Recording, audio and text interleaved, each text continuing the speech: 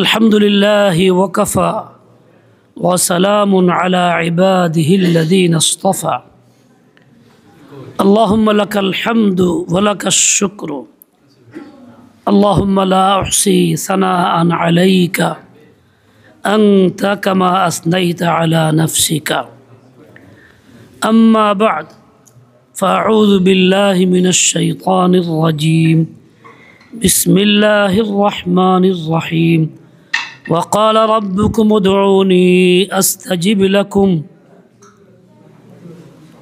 وقال رسول الله صلى الله عليه وسلم ادعوا الله تعالى وأنتم موقنون بالإجابة أو كما قال عليه الصلاة والسلام صدق الله آمنت بالله আওয়াজ বাড়াবেন না, সবাই কম রাখবেন। আলহামদুলিল্লাহ, আল্লাহ পাকের শুকর। আল্লাহ তাআলা আমাদেরকে উলামা পরিষদ শিমুলিয়া ইউনিয়নের উদ্যোগে আয়োজিত ইসলাহি মাহফিলে আসার বসার সুযোগ দিয়েছেন এবং অনেক সময় ধরে অনেক দামি কথা এখানে আলোচনা হয়েছে। আল্লাহ তাআলা ওই কথাগুলি আমাদের জন্য পাথেয় বানায় দেন, ভুল ভ্রান্তি হইলে আল্লাহ তাআলা মাফ করে দেন এবং শেষ পর্যন্ত ধৈর্যের সাথে থাকার তৌফিক নসিব করেন, আল্লাহুম্মা আমিন। আমাদের ভাই একটু আগেই কয়েকটা কথা বলেছেন, বেশ কিছু আবেগও তার মধ্যে আছে। এই কথাগুলির মধ্যে এক দুটি কথা সবার জন্যই প্রযোজ্য। আমরা সেই কথাগুলি নিজের জীবনে বাস্তবায়ন করার চেষ্টাও করব, আল্লাহ পাক তৌফিক দেন। প্রথমে কিছু সুন্নতের মুযাকারা করি। প্রথম হইল সালামের পরে মুসাফার পালা। সালাম সুন্নত, উত্তর দেওয়া ওয়াজিব। উত্তরটা দিতে হয় জোরে বড় আওয়াজে, এটা ওয়াজিব। আমরা সালামের জবাব দিই, কেউ মিনমিনে, কেউ চুপচাপ, কেউ কোনো ঠোঁট নারী বা নারী না, এরকম হয়। এত করে গুনাহ হয়। জোরে আওয়াজ দিয়ে সালামের জবাব দিতে হয়। দ্বিতীয় হইল এই সালাম দেওয়ার সময় হাত না ওঠে, সরাসরি আসসালামু আলাইকুম। আমার এই ভাই খুব মহব্বত করেন, উনি সালাম দিয়েছেন এরকম করে, বলে দিছি না, এরকম না। তা সবার জন্য এটা, হ্যাঁ, মুখে আসসালামু আলাইকুম ওয়া রাহমাতুল্লাহ, হাত না ওঠানো সুন্নত। এটা শুধু মুখে বলা। হাত ওঠানো সম্পর্কে রাসূল সাল্লাল্লাহু আলাইহি ওয়াসাল্লাম উল্টা কথা বলছেন, এই জন্য এইটা হাত না উঠে সালাম দিব। কোনো ব্যক্তি যদি এমন হয় মাযুর, কানে শুনে না, বুঝে না, তাকে বোঝানোর জন্য সাময়িক হাত উঠায় বোঝানো দিতে হয় সালাম দিছি আপনারে, তাও কপালে না। তাছাড়া স্বাভাবিক নিয়মে সুন্নত তরিকা হলো মুখে আসসালামু আলাইকুম বলা। সালামের পরে উত্তর দিলে আবার কেউ দ্বিতীয়বার সালাম দেয়, ওয়ালাইকুম সালাম বলে বলে কি আসসালামু আলাইকুম, এটা নিষেধ, বিদআত। এটা নিষেধ, বিদআত। সালামের জবাবের পরে দ্বিতীয়বার সালাম নাই, জবাবটাই সালাম হয়ে গেছে। তৃতীয় কথা, মুসাফা করা। মুসাফা দুই হাতে সুন্নত, এক হাতে না। কয় হাতে? দুই হাতে সুন্নত। আমার সাথে কেউ এক হাতেও করছেন আজকে, সবার জন্য মুযাকারা করতেছি, দুই হাতেই সুন্নত, যার সাথেই করি।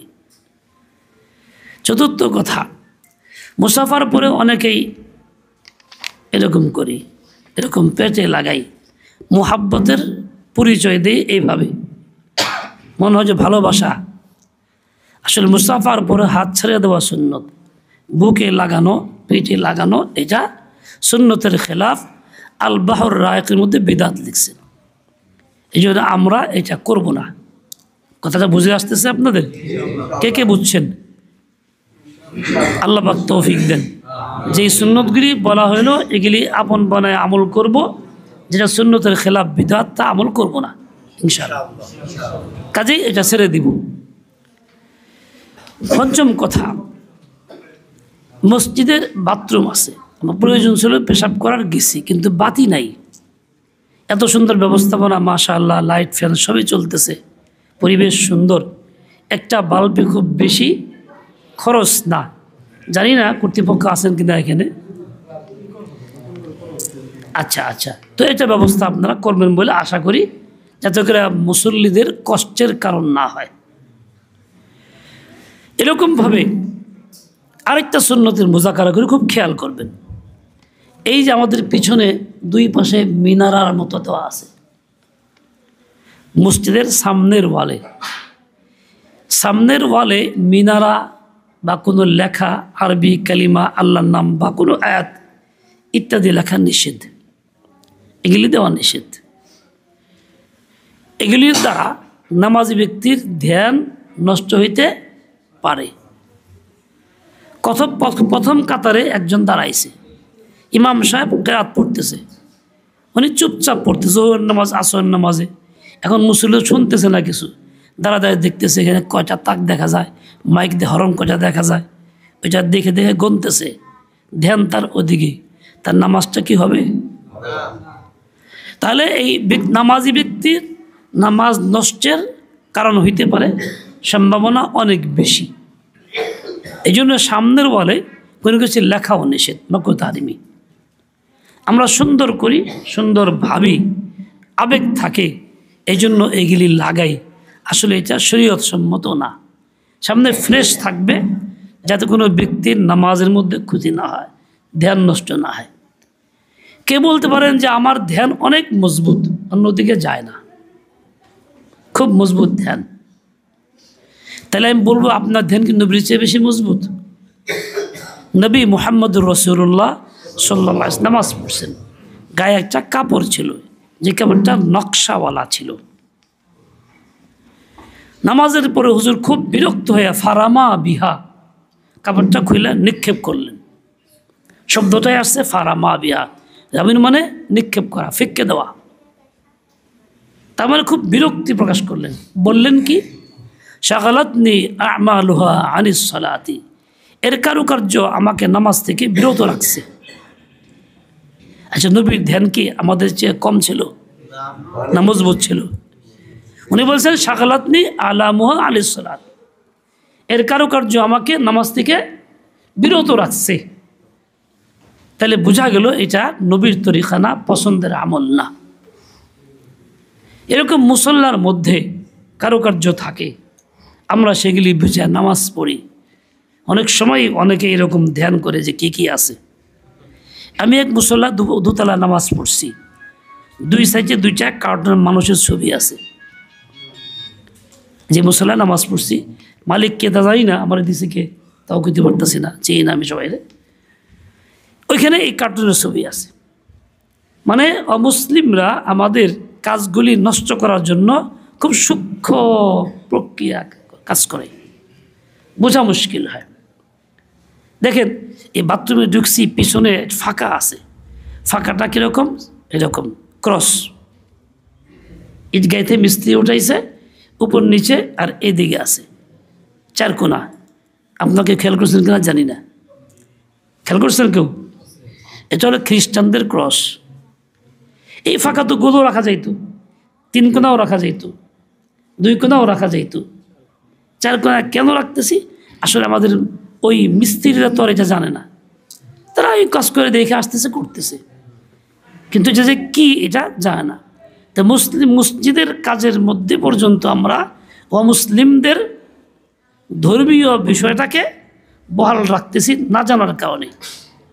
অনেকে বাড়িতেও রাখতেছে, এমনকি স্বয়ং মসজিদের বারান্দা ওয়াল দেখছি আমি এক জায়গাতে, পুরোটাই ক্রস করা, এরকম পুরোটা দেখতে মনে হয় ভালো, আসলে ভিতরটা ভালো না। এটা কিন্তু ইসলামী শিয়ার বা সভ্যতা না, এটা অমুসলিমদের ওই শিয়ারকে অনুসরণ করা। এই জন্য কর্তৃপক্ষের অনুরোধ থাকবে যে আপনারা ওইটা ফাঁকা একটা কমায় দেন, তিনটা বানায় দেন, আদাটা ইট লাগায়, যে ক্রস সিস্টেমটা না থাকে। ভবিষ্যতেও বাড়িতে বা বাথরুমে এরম কেউ বানাবো না যার দ্বারা এই ক্রস থাকে। আমার অজান্তেই দেখা যাবে ওরা দাওয়াত দিবে আমার সন্তানকে, আপনজনকে, দেখো তোর বাবা তো আমাদের পক্ষে সমর্থন করতো, এই দেখো আমাদের ধর্মীয় প্রতীক তোমাদের ঘরে আছে, বাথরুমে আছে, বারান্দায় আছে, বলবে। হয়তো আমার সন্তান দিনে এলেম শিখে নেই, পরবর্তী বংশধর তাদের কথা ঠিকই তো। যেমন ওই সমস্ত দেশে ওই জামালপুর, শেরপুর ইত্যাদিতে তারা এইসব কাজগুলি করতেছে। তারা কি করে, একটা মাটির পাত্র দেয়, ওই মাটির পাত্রের মধ্যে ওদের ওই ক্রস থাকে, অন্যান্য লক্ষ্য থাকে। ওটা খুব দেখতে সুন্দর, মানুষ ব্যবহার করে। অবশ্য ব্যাংকে স্রোত থাকে, পয়সা রাখে। 20-30 বছর পরে দিন এলেম না শেখার কারণে ওদের লোক বলবে, দেখো তো বাবা আমাদের পক্ষে, এই যে দেখো তোমাদের ঘরেই তো আছে এটা। তখন এই ছেলেটা কী জবাব দেবে? জবাব দিতে পারবে না, নিজের অজান্তেই দুর্বল হয়ে পড়বে। অনেক পোশাক আছে আজকাল, পাঞ্জাবির কাপড় খুব ক্রস দেওয়া, সবগুলি সিস্টেম করা। অনেকের টুপি আছে, কিন্তু আমরা এটা স্বাভাবিক পোশাক মনে করতেছি, এর ভিতরে কত সূক্ষ্ম দুষ্টামি আছে এটা আমরা চিন্তা করি না। এই যে কার্পেটগুলির মধ্যে পর্যন্ত আছে। আমরা দেখে এক মসজিদে গেছি, আমার কাছে ফটো আছে, ওই সামনে ইমাম সাহেবের সামনে একটা টাইলস লাগানো, বড় টাইলস। টাইলসের মধ্যে কি আছে? 3টা জিনিস আছে। মাজার, মাজারের ভিতরে মদিনার মিনার, খানায় কাবার, ঘরের, এবং তার নিচে কোরআন সামনে রেয়াল রাখা, উপরে কি মাজার। কি বোঝাইল? যে মক্কা আর বাইতুল্লাহ আর মদিনা, কোরআন সবই মাজারের অধীনে, এই বুঝাইল কিনা? কিন্তু যে লাগেন তিনি তোর বুঝে, সুন্দর দেখছে, দেখতে সুন্দর লাগাই দিছে মসজিদের। কি প্রচার করতেছি আমরা? এইভাবেই অজান্তেই যা ইচ্ছা তাই করতেছি। আফসোস হলো এটা, মসজিদ কর্তৃপক্ষ যারা, কমিটির সদস্যবৃন্দ, সভাপতি, সেক্রেটারি, তারা আলেমের সাথে পরামর্শও করে না। পছন্দ হয়েছে বাস লাগাই দিছে। এর ভিতরে যে কি গুমটটা আছে বুঝে না। শুধু এক জায়গায় দেখি নেই, কয়েক জায়গায় দেখছি এই অবস্থা, একদম ইমাম সাহেবের সামনে। তার মানে কি সবকটা হইল যে এগুলি আসল না, আসল কি মাজার। বলেন মাজার কি আসল? মাজার কোনো আদর্শ? মাজার তো কিছুই না। আদর্শ হলো কোরআন ও সুন্নাহ। মসজিদের নববী যেখানে শুয়ে আছেন মুহাম্মদুর রাসূলুল্লাহ, খানায় কাবা বাইতুল্লাহ, এটা আমাদের কিবলা।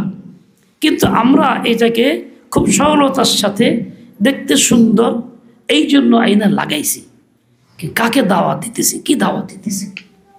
এই যে কর্তৃপক্ষের কাছে অনুরোধ থাকবে যে এই জিনিস এখন ভাঙ্গা তো সম্ভব না, সুন্দর সাদা একটা কিছু দিয়ে আটকে দেন, যাতে করে নামাজিদের ধ্যানের মধ্যে ত্রুটি না আসে, চোখ না যায়।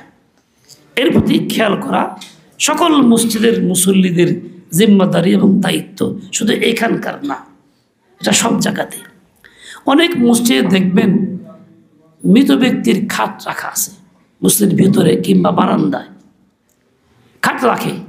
জিজ্ঞেস করলে অনেক জায়গায় জিজ্ঞেস করে, বলে কি জায়গা নাই তো তাই।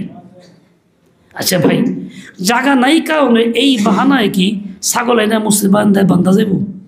বাড়িতে জায়গা নাই, আজকে এমনি থাক। গরু আইনা ঈদের সময় গরু কিনছি, 2 দিন বাকি ঈদের, এখন তো বাড়িতে জায়গা নাই, গরু পালার অভ্যাস তো আর নাই, যে বারান্দায় ধুয়ে গেলাম। রাখা যাবে এটা?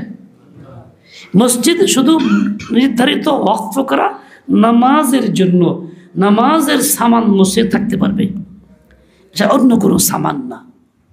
মৃত ব্যক্তির খাটটা এটা মসজিদের কোনো সামান না, এটা মৃত ব্যক্তির সাথে সম্পর্কিত সামাজিক কাজের একটা অংশ।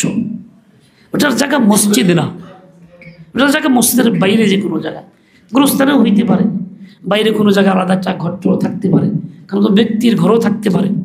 আওয়াজটা কমাই দিতে হবে, কমায়। আপনারা কথা বুঝতেছেন আমার? এই যে ওই জায়গাটা আটকা আছে খাটের কারণে, একে তো মসজিদে রাখছি, এটা একটা অন্যায় কাজ। দ্বিতীয় হলো জায়গাটা আটকা আছে, বলবেন যে নামাজ পড়ে না, দরকার হয় না। মসজিদের জায়গা দরকার হোক না হোক, বানানো হয়েছে নামাজের জন্যই, ওটা ওয়াকফ করা। দরকার না থাকলেও খালি থাকবে, ঘর থাকলেও খালিই থাকবে। আমি কিছু দিয়ে আটকে রাখতে পারবো না। আমাদের এই অবস্থাগুলি দুঃখজনক। সুন্নতের খেলাফ, নাজায়েজ, অনেক উল্টাপাল্টা কাজ। ভাই একটা কথা বলছেন, অনেক আলেমরা বলে এটা জায়েজ, আরেক বলে না জায়েজ, আমরা কোনটা করব? এটা একটা আবেগ ভাইয়ের, বাস্তবে ঘটনা ঘটে এরকম। জায়েজ না জায়েজ শরীয়তের বিধান, এখানে কেউ দ্বিমত করার সুযোগ থাকে না। হ্যাঁ, একজন ব্যক্তির বুঝের ত্রুটির কারণে ভুল বুঝতে পারে, জ্ঞানের কমির কারণে ভুল কইতে পারে, সে গভীর জ্ঞানে পৌঁছে নাই সেজন্য বলতে পারে, কিংবা তার না জানার কারণে বলতে পারে। জায়েজ না জায়েজ সবার কাছেই সমান, সকল আলেমই বলবেন ঠিক আছে শরীয়তে জায়েজ বা না জায়েজ। একজন যদি বিপরীত বলে, তার বুঝের ত্রুটি, তার জ্ঞানের স্বল্পতা, এই জন্য সে বলতে পারে। বাস্তবে জায়েজ না পরিবর্তন হয় না, এমন না যে আমার জন্য একটা জায়েজ, আপনার জন্য আরেকটা না জায়েজ, এরকম না, একই জিনিস। এরকম কথার মধ্যে আর অনেক ইখতিলাফ দেখি, দ্বিমত দেখি দুনিয়ার বিভিন্ন কাজে। মীমাংসা বিচার আচার যারা করেন, মাতবর শ্রেণীর চেয়ার মেম্বাররা, তারাও তো একাধিক বিচারে আগের বিচারের রায় উল্টা পরের বিচার আরেকটা করেন। সেখানেও কিন্তু দ্বিমত দেখা যায় না যে আগে বিচার করছে পরে একটা করলো কেন। জজরাও তো করে নিম্ন আদালত একটা রায় দেয়, উচ্চ আদালত তার বিপরীত রায় দেয়। তো ওখানে দুঃখ করি না, এখানে দুঃখ করি। এরকমভাবে সমাজের মধ্যে আরও কাজ এরকম আছে। একজনে বৈধ বলে, ডাক্তাররা এক ডাক্তার কাছে ওষুধ নিয়ে গেছি, প্রেসক্রিপশন নিয়ে, উনি দইরা সব ফালাই দিছে, তার পছন্দ হয় না, এটাই ওষুধই না, কি ডাক্তার দিল এক গালি। অথচ যার কাছে গেছি সেও তো একজন ডাক্তারি পড়াশোনা করছে, সার্টিফিকেট তার আছে, হ্যাঁ তার জ্ঞানের স্বল্পতা ধরে নাই। সবাইকে আল্লাহ সমান জ্ঞান দেন না, দুনিয়ার কাজেও না, দ্বীনের কাজেও না। হ্যাঁ, ওলামায়ে কেরামকে সচেতন হইতে হবে, যাই কিছু বলি যেন খুব বুঝা ঠান্ডা মাথা যাচাই করে তাহকিক করে যেন বলি। এটা শুধু ওলামায়ে কেরামের না, আমাদের সকলের, সকল মুসলিমের দায়িত্ব। অনেক ভাই নিজে আলেম না, কিন্তু ফতোয়া দিয়ে দেয়, পটকায় বলে দেয় একটা কিছু। কোনো আলেম বসা আছে, গায়ের আলেমও আছে। একজন এসে মাসলা জিজ্ঞাসা করছে, আলেম বলার আগে ওই লোকটা বলে দেয় এরম করো গা, এরকম ঘটনা ঘটে না, তার তো কোনো রাইটই নাই, তার তো অধিকারই নাই।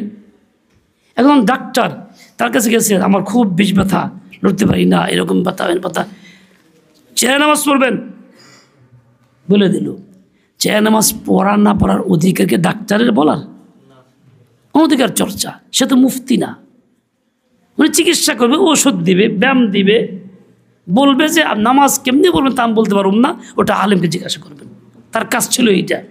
এখন সে ডাক্তার হয়ে মুফতি, চায় নামাজ পড়বেন, সে দিতে পারবেন না, না করে দেয়। এটা তো অনধিকার চর্চা। তাহলে আমি এখন কী বলবো, তো ওই লোকটা কী কাজটা করলো? ঠিক একজন আলেম যখন বলবে এই চেয়ারে আপনার যে অবস্থা, চেয়ারে পড়তে পারবেন না, নিচে বসে পড়বেন। হ্যাঁ, ডাক্তারে বলছে আমারে, আপনার কি শুনে উল্টাপাল্টা কন? এটা অনধিকার চর্চা এবং তার জ্ঞানের স্বল্পতা। ডাক্তারের জ্ঞান এটা না। ডাক্তারের কাজ হলো আপনার এই সমস্যা আমি বুঝলাম, আপনার নিচে হওয়া সমস্যা, ঝুঁকি দেওয়ার সমস্যা, কিংবা এখানে হাঁটু ভর দিতে পারবেন না, নামাজ কেমনি পড়বেন আলেম বলবে আপনাকে, মুফতি থেকে জানিয়ে নেবেন। তার কাজ ছিল এইটা। এটা বললে এত ফিতনা লাগতো না। দেখেন অনেকেই নামাজ পড়ে চেয়ারে, অর্ধেক দাঁড়ায় অর্ধেক চেয়ারে বসে, এরকম দেখা যায় না? কিন্তু সে কেউ আলেমের ফতোয়া নিছে তা কিন্তু না, সে নিজের মতো করে পড়তেছে। গতকাল এক জায়গা দিয়ে ঘটনা, পরশু দিন, তো আমি ওনাকে বললাম, মুরব্বী বিষয় তো এরকম না, হয় আপনি বসেই পড়েন, না সম্পূর্ণ দাঁড়ায় পড়েন। অর্ধেক বসে, অর্ধেক চেয়ারে, অর্ধেক দাঁড়াইয়া, এটা নামাজ নেই। হ্যাঁ, একজনে একটা কোন, আরে একজনে একটা বলবে কেন?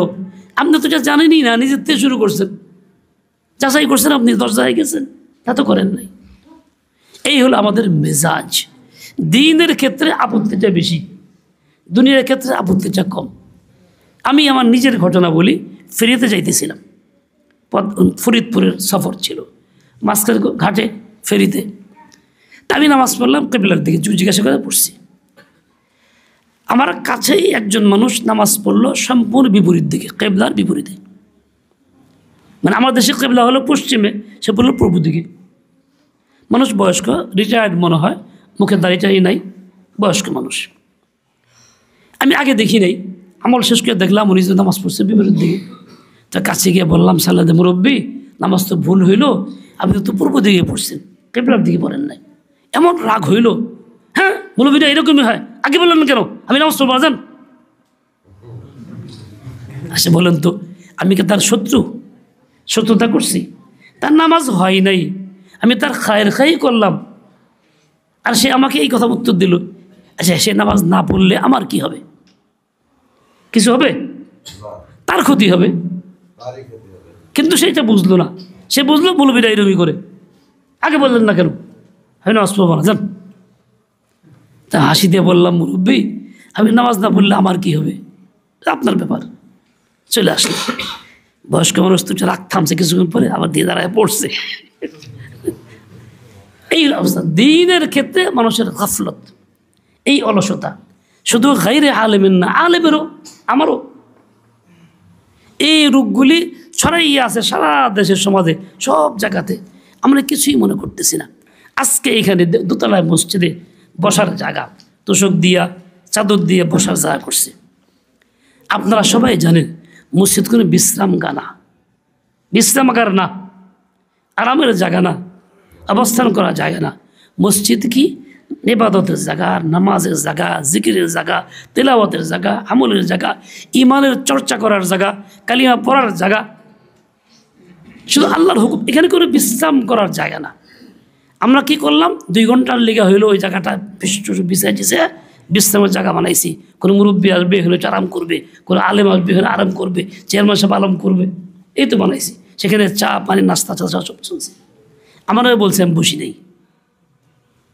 বিভিন্ন কারণে বসি। এটা একটা বড় কারণ যে এইখানে এই কামের লেগে না মসজিদ। বলবে যে জায়গা নাই তো, সেই জন্য করলাম। তো জায়গা নাই করার দরকারটা কি? এটা করা কি বসা ফরজ? তা তো না। আশেপাশে মুসলিম আছে, কোনো ভাই বাড়িতে হইতে পারে, মসজিদের হুজরা থাকে, ইমাম সাহেবের রুম থাকে, সেখানে হইতে পারে। আমরা বিকল্প তালাশ না করে আগেই মসজিদকে ইসলামাগার বানায় ফেলি। এটা তো শরীয়ত সম্মত না। এটাও কি না, যে কোনো জায়গায় মসজিদের ওয়াজ হোক, মাদ্রাসার ওয়াজ হোক, জায়গাটা বানাইছে কই মসজিদের মধ্যে, খাবার দাবার সামান সব রাখছে, ওই বসাইতেছে, খাওয়া দাওয়া হইতেছে, খাওয়ার পরে চা, এ ভাই ফটো করা যাবে না, তুমি কে? হ্যাঁ,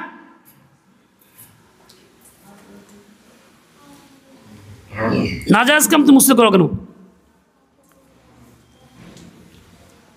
ওইটা বানায় ফেলছি। এরপর গল্প গুজব হয় না, কিছু 10-20 মিনিট বসা হয়, একজন বয়ান করছেন আর বাকিরা তো বয়ান করে না, মানে বসে গল্প গুজব করে। তাহলে এটা গল্প গুজবের আড্ডাখানা সাময়িক হইলেও হয় কি না? এটা তো জায়েজ নাই। আপনাদের খারাপ লাগলেও আমি বলবো সত্য কথা, ভালো লাগলেও বলবো, কেউ বলুক কেন না বলতাম বলবো, এটাই বাস্তবতা। আমার ভাই, এগুলি সংশোধন হইতে হবে। সংশোধন কেমনে হবে? মোজাকারা, আলোচনা ছাড়া। একা একই মনে মনে থাকলে হবে? মোজাকারা আসলে, সামনে আলোচনা হইলে, আপনি ভুল আছে, ওহ এটা আমার ভুল, আর করবো না, এভাবেই তো সংশোধন হবে নাকি? এই যে কথাগুলি বললাম, আপনার কি বুঝে আসতেছে? কার কারে বুঝে আসতেছে? তাহলে যেটা ভুল চিহ্নিত হইলো এটাই করে যাব না ঠিকঠাক করব? কে কে ঠিকঠাক করতে রাজি আছি? আল্লাহ পাক তৌফিক দেন, কবুল করেন। আমাদের সবাইকে আল্লাহ খাঁটি বান্দা বানায় নেন। এরকম অনেক কাজ আছে যেগুলি আমাদের দ্বারা হয় দ্বীনের সুরতে, নেকির সুরতে, কিন্তু কাজগুলি আসলে দ্বীনও না, নেকিও না, তার মধ্যে আছে বদ্দীনি। কিন্তু আমরা ওইটাকে নেকি মনে করতেছি ভালো নিয়তে। দেখেন, আমার ঠান্ডা লাগে, গরম লাগে না, আমি ফ্যান ছাড়া বন্ধ করে, ফ্যান ছাড়াই আমি নামাজ দাঁড়াইছি।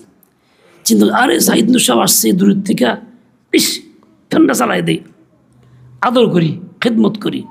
ফ্যান চালাবো, আমার তো অবস্থা খারাপ, নামাজ ভাঙবো না, ফ্যান বন্ধ করবো না, কেউ টের পাই না। যে ছাড়লো তার নিয়তটা কি? খেদমত করা, আরাম দেওয়া। আসলে কি আমার জন্য আরাম? বুঝেন না এই কথা? তার নিয়ত ভালো আছিল, কিন্তু কামটা ভালো হয় নাই। বুঝেন না এই কথা? নিয়ত ভালো থাকলেও কাজটা কি হয় নাই। কারণ আমার প্রয়োজন হইলে আমি ছাড়বো, তুমি ছাড়লা কেন? আমার তো কষ্ট হইতেছে। এই জন্য আবেগ এবং নিয়ত না, শুধু বাস্তবে কাজ কতটুকু গ্রহণযোগ্য তা আমার দেখতে হইব। এরকম মনের ইচ্ছায় অজান্তেই অনেক বেশি গুনাহ হয়, আবার নেকির কাজটাও গুনাহে পরিণত হয়। গরমের মধ্যে একজনের কষ্ট হয়, ফ্যান ছাড়া তো নেকির কাজ ভালো, খেদমত হইল, কিন্তু এই ব্যক্তি বিশেষের সমস্যা। অনেক আছে দুর্বল মানুষ, অসুস্থ বৃদ্ধ মানুষ, ফ্যানে বাতাস কুলাইতে পারে না। আমি হাইটে আসছি, আইসাই ফ্যান ছেড়ে দিলাম, অথচ ফ্যান বন্ধ, আশেপাশে দুর্বল লোকগুলি আছে। আমি আমার প্রয়োজনটাকে সামনে রাখলাম, আর এক ভাইয়ের অসুবিধাকে সামনে রাখি নাই। এটা দিন না। দিন হইল আগেকার কোনো অসুবিধা আছে, ফ্যান বন্ধ কেন সবার, নিশ্চয়ই কোনো অসুবিধা আছে, আগে জানতে হবে। একান্ত প্রয়োজন আমার, পিছনে আলাদা এক জায়গায় গিয়া কিছুক্ষণ বাতাস খাই, নামাজ সেখানে পড়ি, তাতে নিষেধ তো নাই, যাতে আরেকবার কষ্টের কারণ না হয়, ওটা আমার খেয়াল রাখতে। এই যে মসজিদে ঢুকতেছি, অনেক জুতা রাখা থাকে, নিয়ম হলো জুতাগুলি উঠা স্বাধীন মতো বাস করে আশেপাশে নির্দিষ্ট জায়গায় রাখি, যাতে আরেক ভাইয়ের আসতে সমস্যা না হয়। এক ভাই সামনে আসতে চায়, জুতা খুললেও বিপদ, পড়লেও বিপদ, পড়লে আরেক জুতা পাড়ায় আসতে হয়, আর জুতা মাটি ভরায়, যার জুতা সেই বেচারা পায়ে দিতে গিয়ে মাটি, তার কষ্ট হয়। আবার হইতে পারে জুতা যে জুতা রাখছেন জুতা ভিজা, আমার শুকনা পা, আমার ঠান্ডায় কষ্ট হয়, পাড়া দিলাম তার জুতা আমারটা খুইলে তো আমার কষ্ট হইতেছে, তা তো হইতে পারে। এই জন্য আমার খেয়াল রাখতে জুতা এমন জায়গায় রাখবো যাতে আরেক ভাইয়ের কষ্টের কারণ না হয়, আমি নিজেও কষ্ট না করি, কাউকে কষ্ট না দিই। দেখেন যে মসজিদে খালি ফ্লোর থাকে, বেশিরভাগ গরমের দিনে আমরা খালি ফ্লোরে নামাজ পড়তে ভালোবাসি, এটা আমাদের রুচি। কেন রুচি? এটা ঠান্ডা লাগে, মজা লাগে। সুন্নত তরিকা হলো মসজিদে বিছনা রাখা, খালি ফ্লোর না রাখা। সুন্নত তরিকা কি? বিছনা রাখা, খালি ফ্লোর না রাখা, বিছনা চাদরে নামাজ পড়া, এটা সুন্নত তরিকা। কিন্তু আমার কাছে ভালো লাগে ওইটা। একে তো ভালো লাগে কেন? ঠান্ডা লাগতেছে, তা আমি যদি বলি ভাই এটা তো কয় হুজুর এটা সুন্নত, এটা আমার কাছে ঠান্ডা ভালো লাগে রাখছি, তাহলে এই লোকটার কাছে ব্যক্তিগত চাহিদার মূল্য বেশি, সুন্নতের মূল্যটা কম। বোঝাইতে পারলাম কিনা? এই লোকের কাছে কি হইল?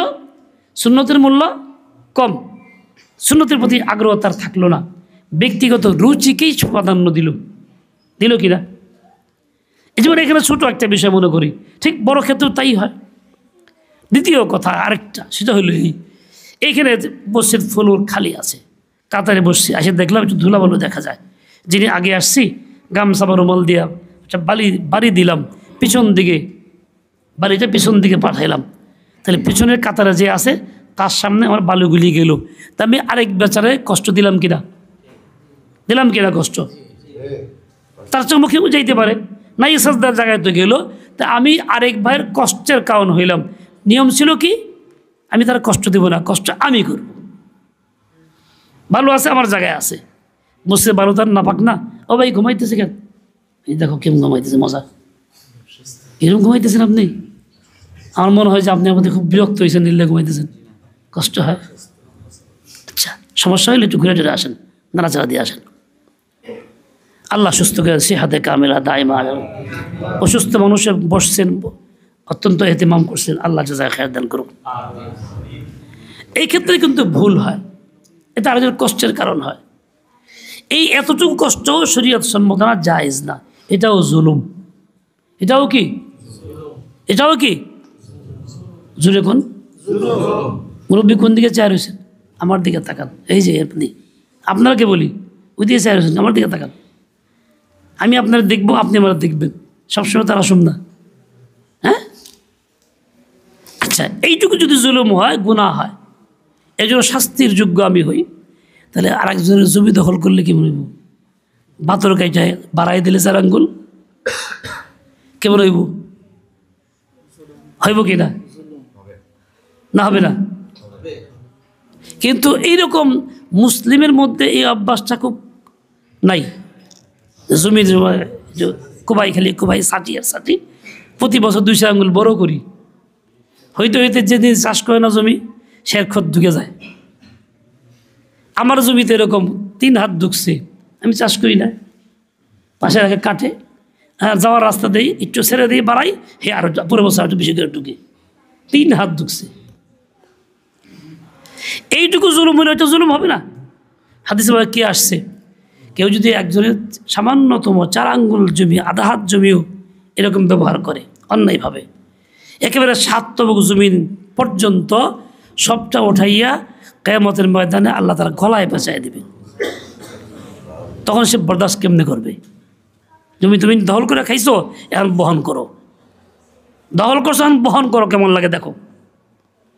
কে বলবেন যে আমরা তো ভালো, অন্যের জমিন আর দখল টহল করি না, সরকারি জায়গা দখল করি, খাস জায়গা আছে, রাস্তা আছে, তো আমার সীমানা ছেড়ে একটু আগে যাই সরকারি জায়গা, এতে কি রাস্তা সোজা থাকে না, একটু জায়গা কম পড়ে, মানুষের যাইতে অসুবিধা, রিক্সা পার হইতে সমস্যা হইতেছে। জনগণের জন্য নির্ধারিত জায়গা সরকারের জায়গা, আমি একটু দখল করে আগে বাড়াই নিলাম, কিংবা বিল্ডিং করছি একেবারে পুরা জায়গাটা আমার সীমানা শেষ ঘেঁষে করছি, এখন সিঁড়ির জায়গা নাই, ওঠার জায়গা নাই, ঘরে ঢোকার, এখন 1-2 ধাপ সিঁড়ি সরকারের জায়গায় ফেলাইছি। মনে করো সরকারের জায়গায় তো এটা আমারও হক আছে, আপনার ব্যবহারের হক আছে, কিন্তু এরকম আটকানোর হক, দখল করার হক, এই আপনি 10 জনের কষ্ট দিতেছেন, এটাও বড় কঠিন জুলুম। এর জন্য আল্লাহর কাছে হিসাব দিতে হবে, এর জন্য আপনার আমল নামায় অনেক বড় ভারী গুনাহের বোঝা উঠবে। নেকির পাল্লা ভারী হবে না, বদির পাল্লা ভারী হবে।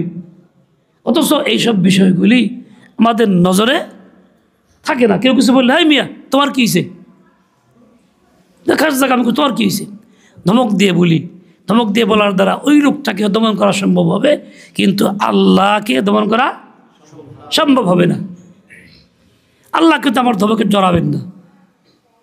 দেখেন, কেউ যদি মারা যায় আজকাল, কোনো বিশেষ দলের লোক হইলে, স্থানীয় বা বড় নেতা হইলে, জানার সময় কী বলা হয়, অনেক কথা, কোথাও 1 ঘন্টা 1.5 ঘন্টা মানুষ খাড়ায় থাকে আর বক্তব্য দিতেই থাকে।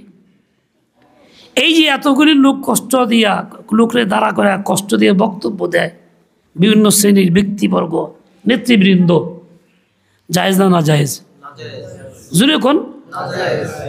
এর মধ্যে অনেক অসুস্থ মানুষ আছে, উজু রাখতে পারে না, অনেক বিরুদ্ধ মানুষ দাঁড়া থাকতে কোলাইতে পারতেছে না, অনেক ডায়াবেটিস রোগী পেশাবার চাপ বারবার আসতেছে, কিন্তু আমার বক্তব্য শেষ হইতেছে না, এক জায়গায় দিতেই আসি। ওইটাকে বক্তব্যের মাঠ বা মুক্তাঙ্গন মনায় ফেলছি, জানাজার সময়টাকে, এটা শরীয়ত সম্মত না, মানুষের কষ্ট দেওয়া হয়। তার চেয়ে দুঃখজনক হলেই পরিচয় দেওয়া হয়, অমুক দলের অমুক ছিল, অমুক চেয়ারম্যান ছিল, অমুক মেম্বার ছিল, তার মানে যত আকাম করছে সব সাক্ষী দেওয়া হয়, চেয়ারম্যান ছিল, ইচ্ছা অনুযায়ী কিছু অন্যায় করাই লাগছে তার, এটা কেউ না করতে পারবে না। যত সৎ ব্যক্তি হোক, নিজে ঘুষ পাবলিকের থেকে নেয় না, 2 পয়সা খায় না, সরকারি কাজ ফাংশন এরকম, তার অবৈধ সিগনেচার করতেই হয়, মিথ্যা সাক্ষ্য দিতেই হয়। তো এটা চেয়ারম্যান ছিল, পরিচয় দ্বারা বোঝা গেল কি, ওহ বড় জালেম আছিল, বড় সুর আছিল, শব্দ বদলে হইল। আমরা এটাও বুঝি না কোথায় কি বলতে হবে। লোকটা দুনিয়ার থেকে চলে গেছে, তার পক্ষে ভালো কথা বলার কথা বলা হয়েছে, যে তোমরা মৃত ব্যক্তিকে তার ভালো গুণগুলি প্রকাশ করো, ওরা তাজকুরু মাসাফি, এবং তাদের দোষগুলি বর্ণনা করো না। এই সূরা ছিল ডাকাত, এটা বলো না। আমি একদিন জানাজায় দাঁড়াইছি, আমার পাশে দাঁড়াইছে এক ব্যক্তি, বয়স্ক মানুষ, কিন্তু শক্তিশালী, মজবুত শরীর, দাঁড়িয়ে দিয়ে পাকা মানুষ, তার বলে আনসারি সাহেব। এক লোকের জানাজা, ওই মহল্লার ইমাম সাহেব আইসা দাঁড়াইছে। ইমাম সাহেব আলেম না, বেশভূষায় বিরাট জব, কিছু একটা বড় আলেম। সে একদম প্রথম শ্রেণীর ছাত্র, আমাদেরই ছাত্র, প্রথম শ্রেণীর, মাত্র ভর্তি হয়েছে। সে বেশভূষা, পাগড়ি টাগড়ি, এমন অবস্থা, মনে হয় বিরাট কিছু। তাই সে জানাজা পড়াবে, সে মহল্লার ইমাম, সেই হকদার। আসলে শরীয়তের আইনে যে মহল্লার লোক মারা যাবে, ওই মহল্লার ইমাম হইল জানাজার হকদার, এটা শরীয়তের আইন। তার ছেলের চেয়ে বেশি যোগ্য হলো ইমাম সাহেব। মৃত ব্যক্তির ছেলেও যদি যোগ্যতা রাখে, তার চেয়ে হকদারকে ইমাম সাহেব, এটা আল্লাহর আইন, শরীয়তের বিধান। যাই হোক, এখন সে তারা জিজ্ঞাসা করছে লোকটা কেমন আসলো, হয় অতর্কিত। এখন সবাই তো ভালো মন্দ যাই থাক, কি বলে ভালো আসলো, 3 বার জিজ্ঞাসা করছে ভালো আসলো। পাশের লোকটা আমার কয়, হুজুর আসল কথা শুনবেন, এই সুর আসিল ওই নামাজ পড়ে না জীবন বাড়া, ও মদ খাইতো, জোরে জোরে কইতেছে। আমাকে থাক মুরব্বী আর কইেন না, এটি লাগলে গন্ডগোল হবে। হ্যাঁ সত্য কথা কম ভয় কি? সে চিল্লায় বলতেছে, আমি ঘাবড়াই গেছি যে কোন ফেতনা লাগে, ঝামেলা গন্ডগোল শুরু হয় কিনা। দেখেন এই প্রশ্নটা না করলে কিন্তু এই লোকটা এই কথাটা বলতো না।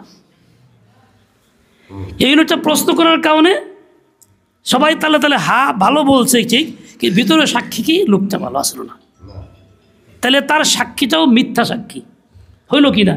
তাহলে এই প্রশ্ন করার কারণে অনেক লোককে মিথ্যাবাদী বানানো হইল কি না? বুঝাইতে পারতেছি না মনে হয়। এই প্রশ্ন না করলে যার যেমন চুপচাপ থাকতো, প্রশ্ন করার কারণে কি হইল, এখন মনে চাক না চাক ভালোটাই আমাকে বলতে হইতেছে। আমি জানি লোকটা ভালো ছিল না, কিন্তু মিথ্যা বলতেছে হ্যাঁ ভালো আসলো। আচ্ছা আমি যদি মিথ্যা বলি ভালো আসলো, তাতেই কি আল্লাহ পার করে দিবেন? দিবেন? তা কিন্তু না। হাদিসে আসছে কি, মান শাহিদাহু আরবাআতুন বিখাইরিন, যে লোকটা মারা গেছে আর এই লোকটার পক্ষে 4 জন মুসলিম দিনদার ব্যক্তি দিল থেকে বলছে, হ্যাঁ লোকটা খুব ভালো ছিল আমার জানা মতে, 5 ওয়াক্ত নামাজ পড়তো, মসজিদে জামাতে পড়তো, আমল করতো, এই করতো সেই করতো, দিল থেকে বলে উঠছে, মানে বাস্তবেই ভালো ছিল, দিল লাগছে, তখন আল্লাহ তাআলা তার জন্য খায়রের ফয়সালা করবেন। কিন্তু বাতাকাল্লুফ মনের বিরুদ্ধে দোষটাকে ঢাইকা মিথ্যা সাক্ষী দেওয়ার দ্বারা তা করবেন না। মিথ্যা বলার দ্বারা মানুষ, দোষী মানুষ ভালো হয় না, দোষী মানুষ ভালো হয় না। মনে করে ইবলিস ভালো না মন্দ? ইবলিস কি ভালো না মন্দ? সবাই দুনিয়া সবাই বলে ইবলিস খুব ভালো, তাতে কি আল্লাহ ভালো মানাবেন? তারে ফয়সালা করবেন? ও আল্লাহ জানা আছে কিরম ভালো কিরম মন্দ। কিন্তু আমি যে গুনাহে লিপ্ত হইলাম, আক্ষেপ হলো এইটা, ওই সময় দোয়া করার কথা। কি দোয়া? আল্লাহ মাগফিরলি হাইয়িনা মাইয়িতিনা, আল্লাহ আমার এই মৃত ব্যক্তিকে আমার মাফ করে দেন, আমি জিন্দাকেও মাফ করেন, আমাদের সবাইকে মাফ করেন। আল্লাহর কাছে মাফ চাইতেছি মৃত ব্যক্তির জন্য, এই মাগফিরাতের আবেদন করতেছি আল্লাহর দরবারে, মিথ্যা বলার সাথে সাথেই, মিথ্যা বলার সাথে সাথেই। তো মিথ্যা বলছি এটাকে থেকে আমি তওবাও করি নাই, মুখটা নাপাক কইয়া কইতেছি আল্লাহ মাগফিরলি হাইয়িনা। তাহলে কি এই ব্যক্তির উপকার হইল না উপকার হইল? আমার কি হইল? আমার তো কোনো উপকার হইল না, কোনো কল্যাণ তো আমার হইল না, বরং ওই লোকটার কল্যাণটাও নষ্ট করলাম যা হওয়ার। এই জন্য আবেগ না, সুন্নত মোতাবেক আমল চাই। ওলামায়ে কেরাম খুব বুঝা রাখি, আমরা সবাই আলেম গায়রে আলেম, আমলগুলি সবার, কাজগুলি সবার, এমন না খালি হুজুর দায়িত্ব, দায়িত্ব তো আমার তো আমি করবো বুঝা। দেখেন ওলামায়ে কেরাম অনেক সময় অনেক কিছু একটু চাপায়া যায় পরিস্থিতি পরিবেশের কারণে। ভাই বলছেন না আগে স্বাধীন মতো কথা বলার সুযোগ ছিল না, তবে জানি সবাই অনেক চাপায়া যায়। আপনি পদের একজন ব্যক্তি, সভাপতি বা সেক্রেটারি, আপনার পড়া শুদ্ধ না, নামাজ আপনার হয় না, ডাইরেক্ট কইলে দেখতেছি লোকটা ঝামেলা করে, ডাইরেক্ট কয় না। এরপরে 2 একদিন শিখলে পরে কয় হুজুর আমারটা হয় না, হ্যাঁ মোটামুটি হয়, মোটামুটি হয়, এরকম বলে কি না? আসলে কি হয় নাকি? মোটামুটি হওয়া কি হওয়া নাকি? তারা সান্ত্বনা দিল, সে তার আক্রমণ থেকে বাঁচলো, এতেই ওই লোকটা মনে করলো আমার তো হয়েছে, তো হুজুর কইছে না হয়েছে। এর দ্বারা ওই লোকটা আরও ফিতনায় পড়ল, তা তো হয়ই নাই, তার নামাজ হচ্ছে না। ইমামের কাজ ছিল খোলাখুলি বলা যে না আপনার তো শুদ্ধ হয় নাই, এখনও আরও শুদ্ধ করতে হবে। তাহলে ওই লোকটা ভুল বুঝুক আর যাই বুঝুক, অন্তত বুঝতে ভুল করছি আমি। এখন এই লোকটা বলার সাহস কেন পায় না? আমার কারণে। আমি প্রভাবশালী, উল্টাপাল্টা করি, মেজাজ চড়া, ইমাম সাহেব খারাপ ব্যবহার করবো। আমার কর্তব্য সবকে বলা হুজুর যাই কিছু হোক আমার ভুলভ্রান্তি কিন্তু অকপটে বলবেন, আমি যাতে গুনাহ নিয়ে পাপ নিয়ে আল্লাহর দরবারে না যাই। আমার কাজ ছিল এইটাই, আমি সবকে সাহস দিয়ে বলা যে ভাই যাই কিছু হোক আমার কোনো দোষ থাকলে খোলাখুলি আপনি বলবেন, আমাকে সংশোধন করবেন, যাতে আল্লাহর দরবারে আমি মাপ পাইতে পারি। এরকম যদি আপনি বলতে পারতেন, ইমাম সাহেব আপনাকে ওই বলতে পারতো, মোটামুটি না কইতে ভাই আপনার হয় নাই, কিন্তু কইতে পারত। দোষ কিন্তু শুধু একজনের না, একতরফা না, দুটো তরফের দোষ। ইমামেরও দোষ, মুসল্লিরও দোষ। ইমাম কমজোর কেন? মুসল্লির আচরণের কারণে কমজোর, ভয় পাইতেছে, যদিও উচিত না, কিন্তু মানুষ তোমরা দুর্বল। এই জন্য এটাও সংশোধন করা দরকার, এই অবস্থা না হওয়া দরকার। খোলাখুলি বলা ভাই না, পড়াটা শুদ্ধ হয় নাই, আপনি একজন জিম্মাদার মানুষ, সেক্রেটারি, সভাপতি, মানুষ তো আপনাকে অনুসরণ করবে, এত বড় কাজ দায়িত্ব আপনি নিছেন, নিজের হেফাজতের ব্যবস্থা করেন, নিজে আল্লাহর দরবারে যাতে পাপী হয়ে না যান, নামাজ নষ্ট হইতেছে। ও ভাইরা আমার, আপনার রাগ করবেন যদিও, না বলে পারেও না। আপনারা জানেন বক্তব্য শেখানো হয়, আমি চুপি করে, গরম লাগতেছে তাই খুললাম, ফ্যান দিয়ে না কেউ, আবার আমার ফ্যান দরকার না। অজু না থাকলে বিনা অজুতে নামাজ হয়? কথা কোন হয়? হয় না, সবাই জানি না এটা। বাইর থেকে অজু করলেও মনে হচ্ছে আবার অজু করিয়ে নেই, সে গুরুত্ব বেশি, জানানি নামাজ হইব না তাছাড়া। ঠিক তেমনি এই কথাও জানি, কোরআন অশুদ্ধ পড়লে নামাজ হয় না। জানি কি জানি না? না জানলে এখন জানলেন, কোরআন শুদ্ধ না পড়লে কি হয় না? নামাজ হয় না। আচ্ছা, অজু না থাকলে নামাজ হয় না, এই জন্য অজু করার গুরুত্বের সাথে বারবার করতেছেন। কোরআন শুদ্ধ না হলে নামাজ হয় না, এটা জানার পরেও কিন্তু একবারও আগাইলেন না, মেহনত করলেন না, সময় বের করলেন না, আধা ঘন্টা 1 ঘন্টা ডেলি পড়ুম, শুদ্ধ জন হয় না, নামাজ তো নষ্ট হইতেছে। তাহলে আপনার এই জানার অর্থটা কি হইল? এটা জানা না, জানার নামে নফসের ধোঁকা। জানা না, জানা হলো এইটা, যেটা জানছি তো মানতেছি, তার নাম হলো জানা। আমার কাজ ছিল কোরআন পড়ি নাই, অশুদ্ধ হয়েছে, শিখতে পাই নাই, সময় পাই নাই, ভুল করছি, বাপ মা সেখানে লাইন পাই নাই, এখন পাইছি, আমি শিখব। কারো কাছে, আলেমের কাছে, ইমামের কাছে, কারির কাছে, মাদ্রাসায় গিয়া বল, ভাই দয়া করে আমার সময় দেন, বলবো। আমি আমার নিজ দায়িত্বে কাজটা করি। ভাই হাত ছড়ায় বসেন, ছড়াই দেন। মসজিদ এরকম বসা নিষেধ, মসজিদের মধ্যে এরকম ধরে বসা নিষেধ, চাই দিতে হয়। তা আমার কাজ ছিল এরকম। দেখেন, একটা সহজ কথা বলি, আপনাদের বুঝে আসে কিনা দেখেন। কথাটা কি? আপনি 2 রাকাত নফল নামাজ শুরু করছিলেন, কোনো কারণে ভেঙে দিয়েছেন, চলে গেছেন গা, ছেলে আঘাত পেয়েছে, চিৎকার দিয়ে উঠছে, আপনি নামাজ ভেঙে ধরছেন। এখন আপনার এই 2 রাকাত নামাজ পড়তে হবে না মাফ হয়ে গেছে? জুড়ে কোন, এটা আপনার জন্য ওয়াজিব হয়ে গেছে। ছিল নফল, না করলে সমস্যা ছিল না, যেই শুরু করছেন কি হয়ে গেছে? ওয়াজিব হয়ে গেছে। এটা আর কায়দা নাই ভাঙ্গার, পড়তেই হবে, ভাঙলে পুনরায় আদায় করতে হবে। এটা হলো শরীয়তের আইন। লা তুবতিলু আমালাকুম, আল্লাহর হুকুম, আমল নষ্ট করতে পারবা না, আমল ভালো রাখো, সূরা মুহাম্মাদের আয়াত। এখন দেখেন, যেমন আপনি নামাজ ছেড়ে দিলে বা কোনো করে ভাঙ্গে দিলে পুনরায় আপনাকে করতে হয়, এটা ওয়াজিব থেকে যায় জিম্মায়, না করলে আপনি গুনাহগার, এই না কথা। ঠিক রোজা, নফল রোজা রাখছিলেন, এই সামনের শবে বরাত আসছে, শাবানের 15 তারিখ রোজা রাখলেন, কোনো কারণে ভেঙে দিলেন, তখন কি না করলেও চলবে না করতে হবে? বোঝার চেষ্টা করেন, করতে হবে কি না? আরেকটা দিন রাখতে হবে, এটা ওয়াজিব হয়ে গেছে। এখন দেখেন, নামাজ শুরু করে সুন্নতে মুআক্কাদা যোহরের 4 রাকাত, আপনার পড়া সহি না, অশুদ্ধ পড়েন, নামাজ ভেঙে গেছে, নামাজ হয় নাই। এখন এই সুন্নত 4 রাকাত কি আপনার জিম্মায় বাকি রয়ে গেল না আদায় হয়ে গেল? জুড়ে কোন, বুঝে থাকলে বলেন, কি হলো? বাকি রয়ে গেল। ইমাম সাহেবের সাথে যোহরের নামাজ পড়ছেন, 4 রাকাত ফরজ, কেরাত পড়া লাগে নাই, বেঁচে গেছেন গা, ইমাম সাহেব পড়ছে, যখন হয়ে গেল ধরলাম।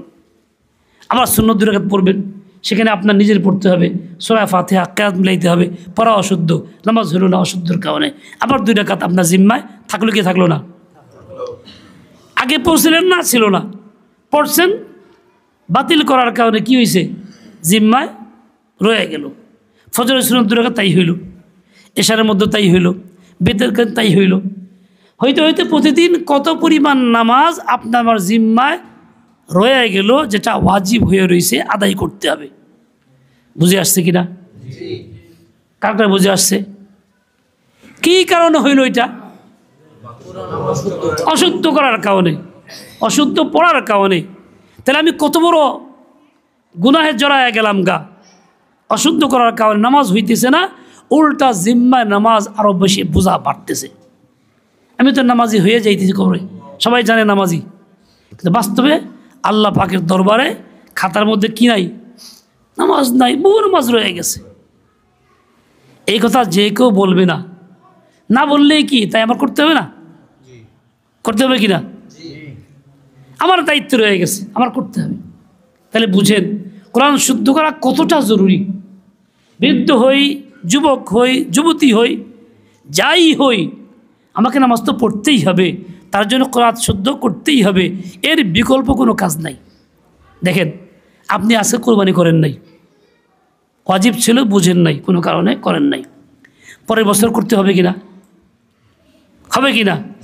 শুধু তাই না, এই গত বছরটাও আপনার করতে হবে, ওই সময়ই না, আগে হলে হবে। মানে একটা জন্তু কিনা গরিব মানুষকে দিয়ে দিতে হবে, এটা হলো কাজা। আগে করেন নাই সময় মতো, কাজা করবেন। 10 বছর কোরবানি করে নাই, টাকা পয়সা ছিল, মাসলা জানতো না, দিনের প্রতি খেয়াল ছিল না, এখন বুঝে আসছে, এখন কী করবে? মাফ 10 বছরের তা না, কিন্তু কাজা করতে হবে। 10টা ছাগল 10 বছরের জন্য কিনা 10 জন গরিব মানুষকে দিয়ে দিতে হবে, তাহলে কি খাজা হইল? বুঝাইতে পারলাম কিনা? এই নামাজ, অসংখ্য নামাজ জমলো কোরআন অশুদ্ধ করার কারণে। এখন এই নামাজ কি দিয়ে আদায় করবেন? টাকা দিলে, জন্তু কিনা দিলে, সৎকা দিলে, এটা আর আদায় নাই, বিকল্প আর নাই, এটা আপনাকে পড়তেই হবে। কি অবস্থায়? শুদ্ধ কইরা। কী করে পড়তে হবে? শুদ্ধ করেই পড়তে হবে, এটা আপনার থেকেই যাবে, বোঝা, এটা বিকল্প আর নাই। তাহলে দেখেন এই অবস্থা চিন্তা করলে আমরা কম বেশি এই গুনাহের মধ্যে জড়ায় আসি না? আসি না? নাই? তার কোরআন শুদ্ধ করতে হবে কিনা? কার করতে হবে? না সবার না, যার দেখে কন, সবার দা করলে আরেকজনের ঘাড়ে গেল, নিজেরটা কন, আমার করতে হবে কাজটা আমার। আমি আমার ফিকির করব, কোথায় শুদ্ধ করা যায়, কোথায় যাওয়া যায়, কার কাছে গিয়ে পড়া যায়, ফিকির আমার থাকবে, তলব আমার থাকবে, আমি নিজে শুদ্ধ করার চেষ্টা করব। এমন সব বলুক বা নাই বলুক, এমন সব যে বলে মোটামুটি চলবো। কি বলবেন? হে মিয়া এই কথা কোন গে? এমন চলবে? আসল কথা কোন? মোটামুটি কইলেন দিয়ে আল্লাহকে মোটামুটি কয়ে দেবো পরে, আসল কথা কোন? এমনকে বলতে হবে। আল্লাহ তাআলা আমাদের সবাইকে সহি বুঝ দিয়ে দেন, হিম্মত আর তৌফিক খায়া দিয়ে দেন। আমি একটা আয়াতে কারিমার পড়ছিলাম, একটা অংশ, একটা হাদিসের একটা অংশ আপনার সামনে পড়ছিলাম। এর উপরে কয়েকটি কথা বলার চেষ্টা করি, আল্লাহ পাক তৌফিক দেন। বাবা হাত ছড়ায় দাও, এরকম ধরে বসতে হয় না। আয়াতটা কি? আল্লাহ বলছেন ওয়াকালা রাব্বুকুম, তোমাদের রব বলতেছেন। রবকে? আল্লাহ। কাকে বলছেন তোমাদের? মানে খালি মুসলমান? অমুসলিমও এটা বলে ওয়াকালা রাব্বুল মুমিনিন, মুমিনদের রব বলছেন, এই কথা বলা হয় নাই। রাব্বুকুম, অমুসলিমের রবকে? আল্লাহ। মুসলিমের রবকে? আল্লাহ, সকলের রব, ইহুদ নাসারা কাফের মুশরিক সবার রব আল্লাহ। আল্লাহ বলছেন ওয়াকালা রাব্বুকুম, তোমাদের রব আল্লাহ বলতেছেন উদউনি আস্তাজিব লাকুম, তোমরা আমার কাছে দোয়া করো, চাও। কি বলছেন? দোয়া করো, চাও। দোয়া পড়ো বললাম না, কি বলছেন? দোয়া করো, চাও, চাওয়ার মতো চাও, বাইনা ধরে চাও। আমরা দোয়া করি না, দোয়া পড়ি। কোনটা?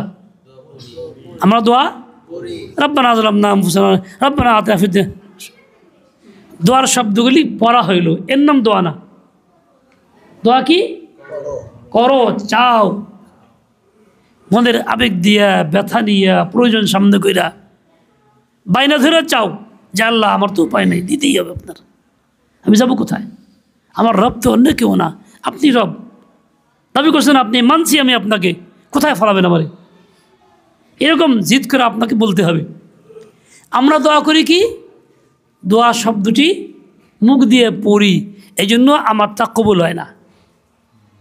আমার কী করতে হবে? দোয়া করতে হবে, দোয়া করতে চাইতে হবে।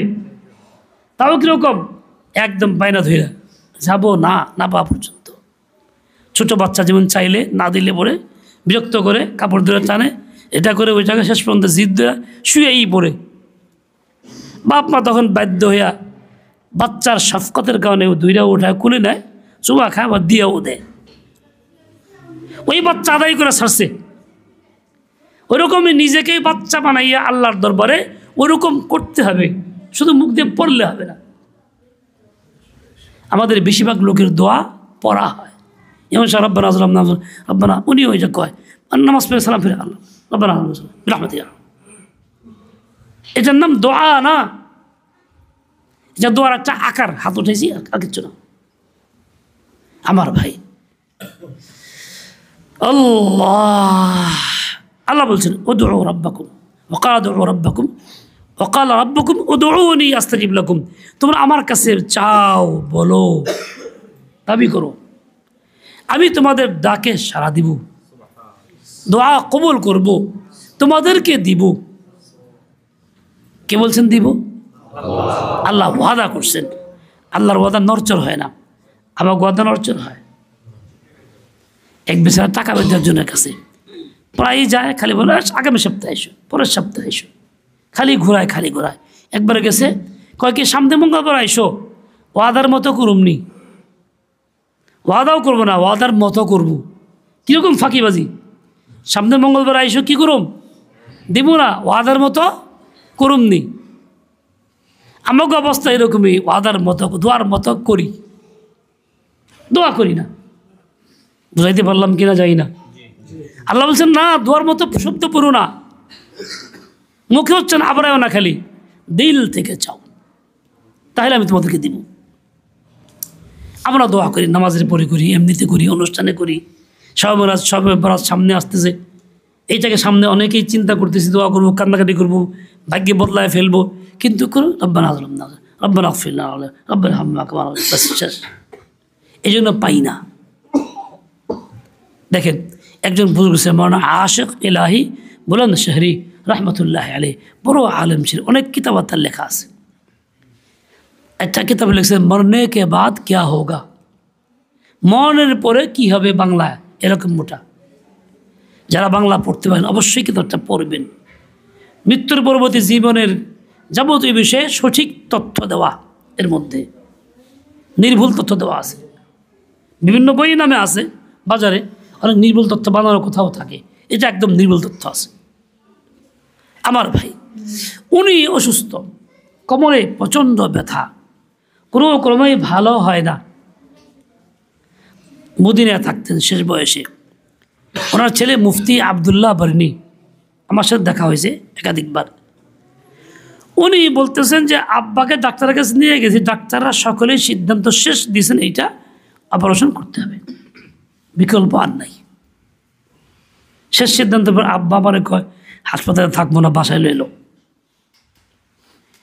ডাক্তাররা বলে রাখতে হবে, আব্বা বলে নিয়ে যাও।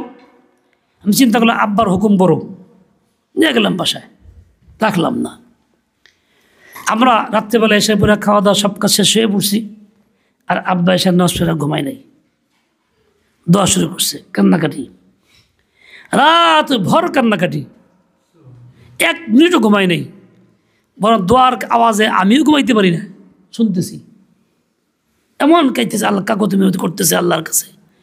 সকালবেলা আমার ঘুমিতে উচ্চা দিয়ে আব্বা দিব্যি সুস্থ, কোনো ব্যথা ব্যথা নাই, হাঁটতে বসে যেতেছে।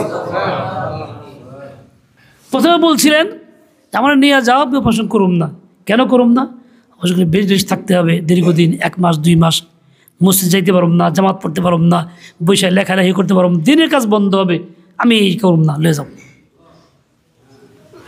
তিনি আসছে, এখন দিব্যি সুস্থ, সকালবেলা কোনো রোগ নাই, ব্যথা নাই।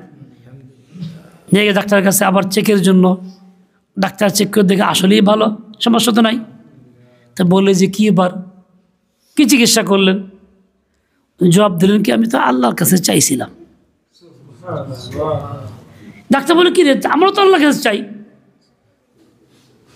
তো যেটা শব্দ বলছেন আজীব, বলছে কাসকে মাংনা চাহিয়ে, তার মানে খুব বাংলা ভাষায় বলতে গেলে খুব আইটা বেটা কন চাই, খুব আইটা বেটা কন চাই, বাইনা ধরা। তাইলে সে আল্লাহ দিব না। আমরা যেটা কই এটা খালি মুখ দেও স্বীকার করি, খালি কই। দেখেন হাজ্জাজ ইবনে ইউসুফের নাম আপনারা শুনছেন, বড় জালেম শাসক ছিল, বহু লোককে হত্যা করছে, সাহাবীকে হত্যা করছে, তাবিনকে হত্যা করছে। সাঈদ ইবনে জুবাইর রহমতুল্লাহ আলাইহি একজন তাবিঈ ছিলেন, ওনাকে ধরে আনছে মারার জন্য। আইনা কয় কি, এই সাঈদ কও তোরা কেমনে হত্যা করলে তুমি খুশি, কেমনে হত্যা করুম কও। সে কন দেখি জালেমের কি পরিমাণ জুলুম। আর উনি একটা আজীব কথা বলছে, তুমি আখিরাতে নিজের যেরকম পরিণতি চাও সেরকম হত্যা করো। তাহলে ওই লোক কত মজবুত আল্লাহওয়ালা। তুমি জীবন নিজের শাস্তি যেরকম চাও ওইরকম করো হত্যা, কোনো অসুবিধা নেই। হত্যা করছে। এই জালেম তওয়াফ করতেছিল খানায়ে কাবায়, বাইতুল্লাহ চতুর্থ তওয়াফ করতেছে। তওয়াফের সময় দেখে এক বেচারা অন্ধ মানুষ, দুই চোখ অন্ধ, দোয়া করে আল্লাহ আমার চোখ দুটো ভালো করে দাও, কিছুই দেখতে পাই না, কত কষ্ট আমার কইতেছে। হাজ্জাজ করছে, তার কাছে গিয়ে হাঁটু দিয়ে ধাক্কা দিছে, এই বাবা ঘুমাইস না, ওই যে ঘুমাইতেছে। এখন এই বেচারা অন্ধ মানুষ ধাক্কা দিছে, কে রে? কইছে আমি হাজ্জাজ। হাজ্জাজ নাম শুনতে বেটার ভিতরে অবস্থা খারাপ হয়ে গেছে, সব বনাস, কারে কি কইলাম, আমার তো উপায় নেই। হাজ্জাজ বলতেছে, এই তুই চোখ চাইতেছ আল্লাহর কাছে, রাখ, চোখ চাই নিবার না পারলে তোর খুন করুম। পুলিশ খারাপ করে দিছে, এই যে যাইবার না পারে, তুমি পাহারা দাও, আমি খুন করুম, তফ শেষ করে আসি। পুলিশ খারাপ রয়েছে।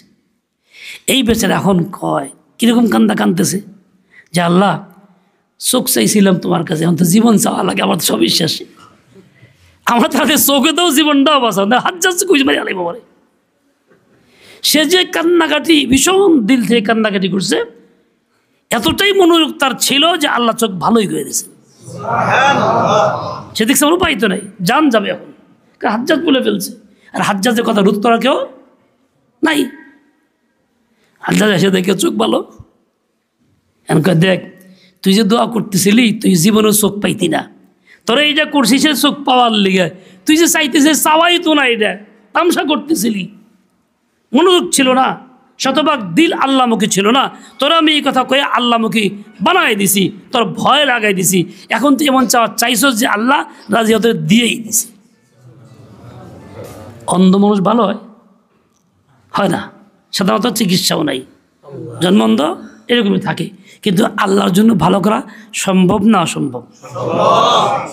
ওই লোক যখন হালকা চাইছে পায় নাই, জীবনে কতবারই তো চোখ চাইছে, কিন্তু এখন যখন চাইছে জীবন রক্ষার জন্য, এখন চাওয়াটা কি প্রকারের ছিল, ধরনটা কেমন ছিল, কতটা আল্লাহর প্রতি তার আস্থা এবং অনুরোধ তার ছিল, যার জন্য আল্লাহ পাক দয়া করে চোখ দিয়ে দিয়েছেন। আসলে এইরকম চাওয়ার নাম হলো দোয়া। এরকম চাওয়ার নাম কি? দোয়া। দোয়া পড়া না কিন্তু। ওয়াকালা রাব্বুকুম উদউনি আস্তাজিব লাকুম। এই সামনে সময় আসতেছে, আজকে 12 তারিখের রাত, আগামীকাল 12 তারিখ চাঁদের,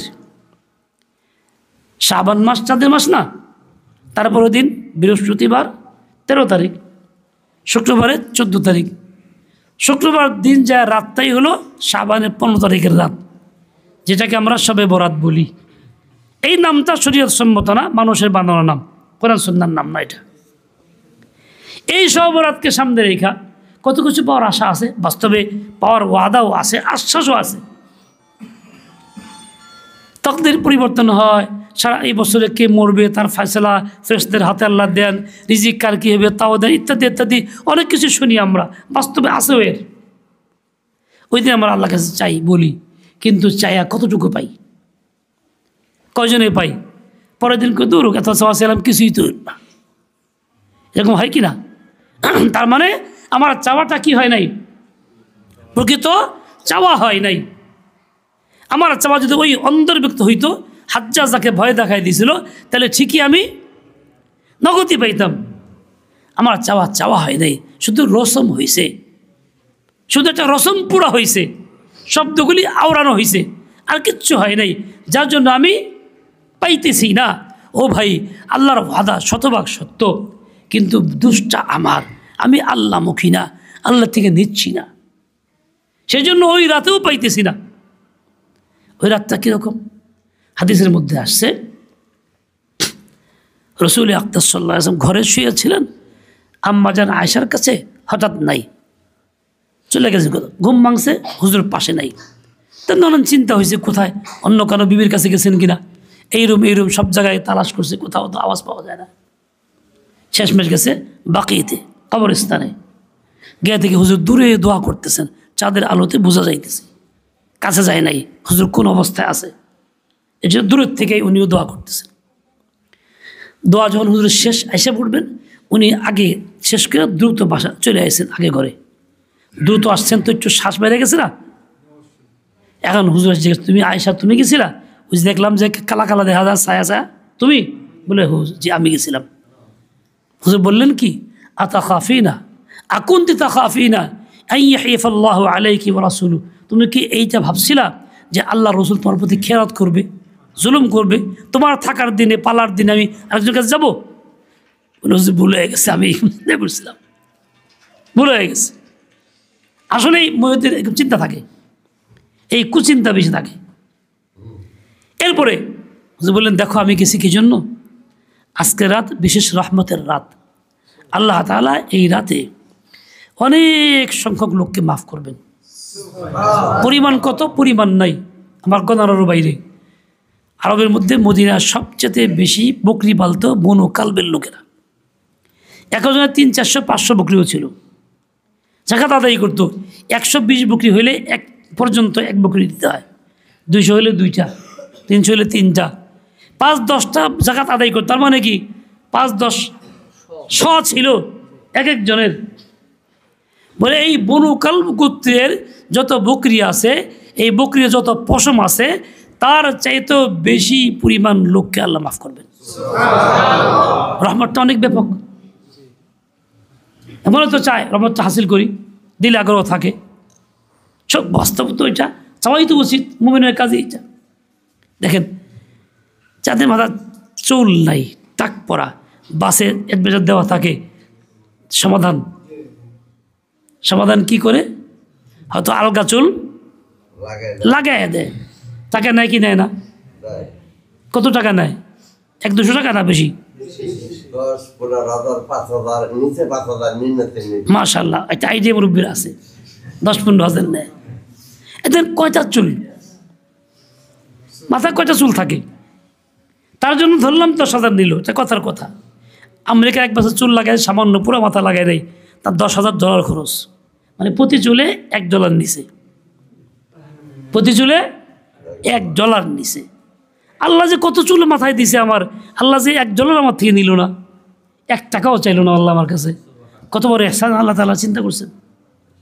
আচ্ছা, আমার মাথার মধ্যেই সামান্য পশম, তাই এত টাকার পশম। আল্লাহ যে বুকের গায়ে দিছে পশম, মাথার চেয়ে বেশি না কম? আমার মাথার যে আস্তে আস্তে বেশি পশম দিছে না কম দিছে?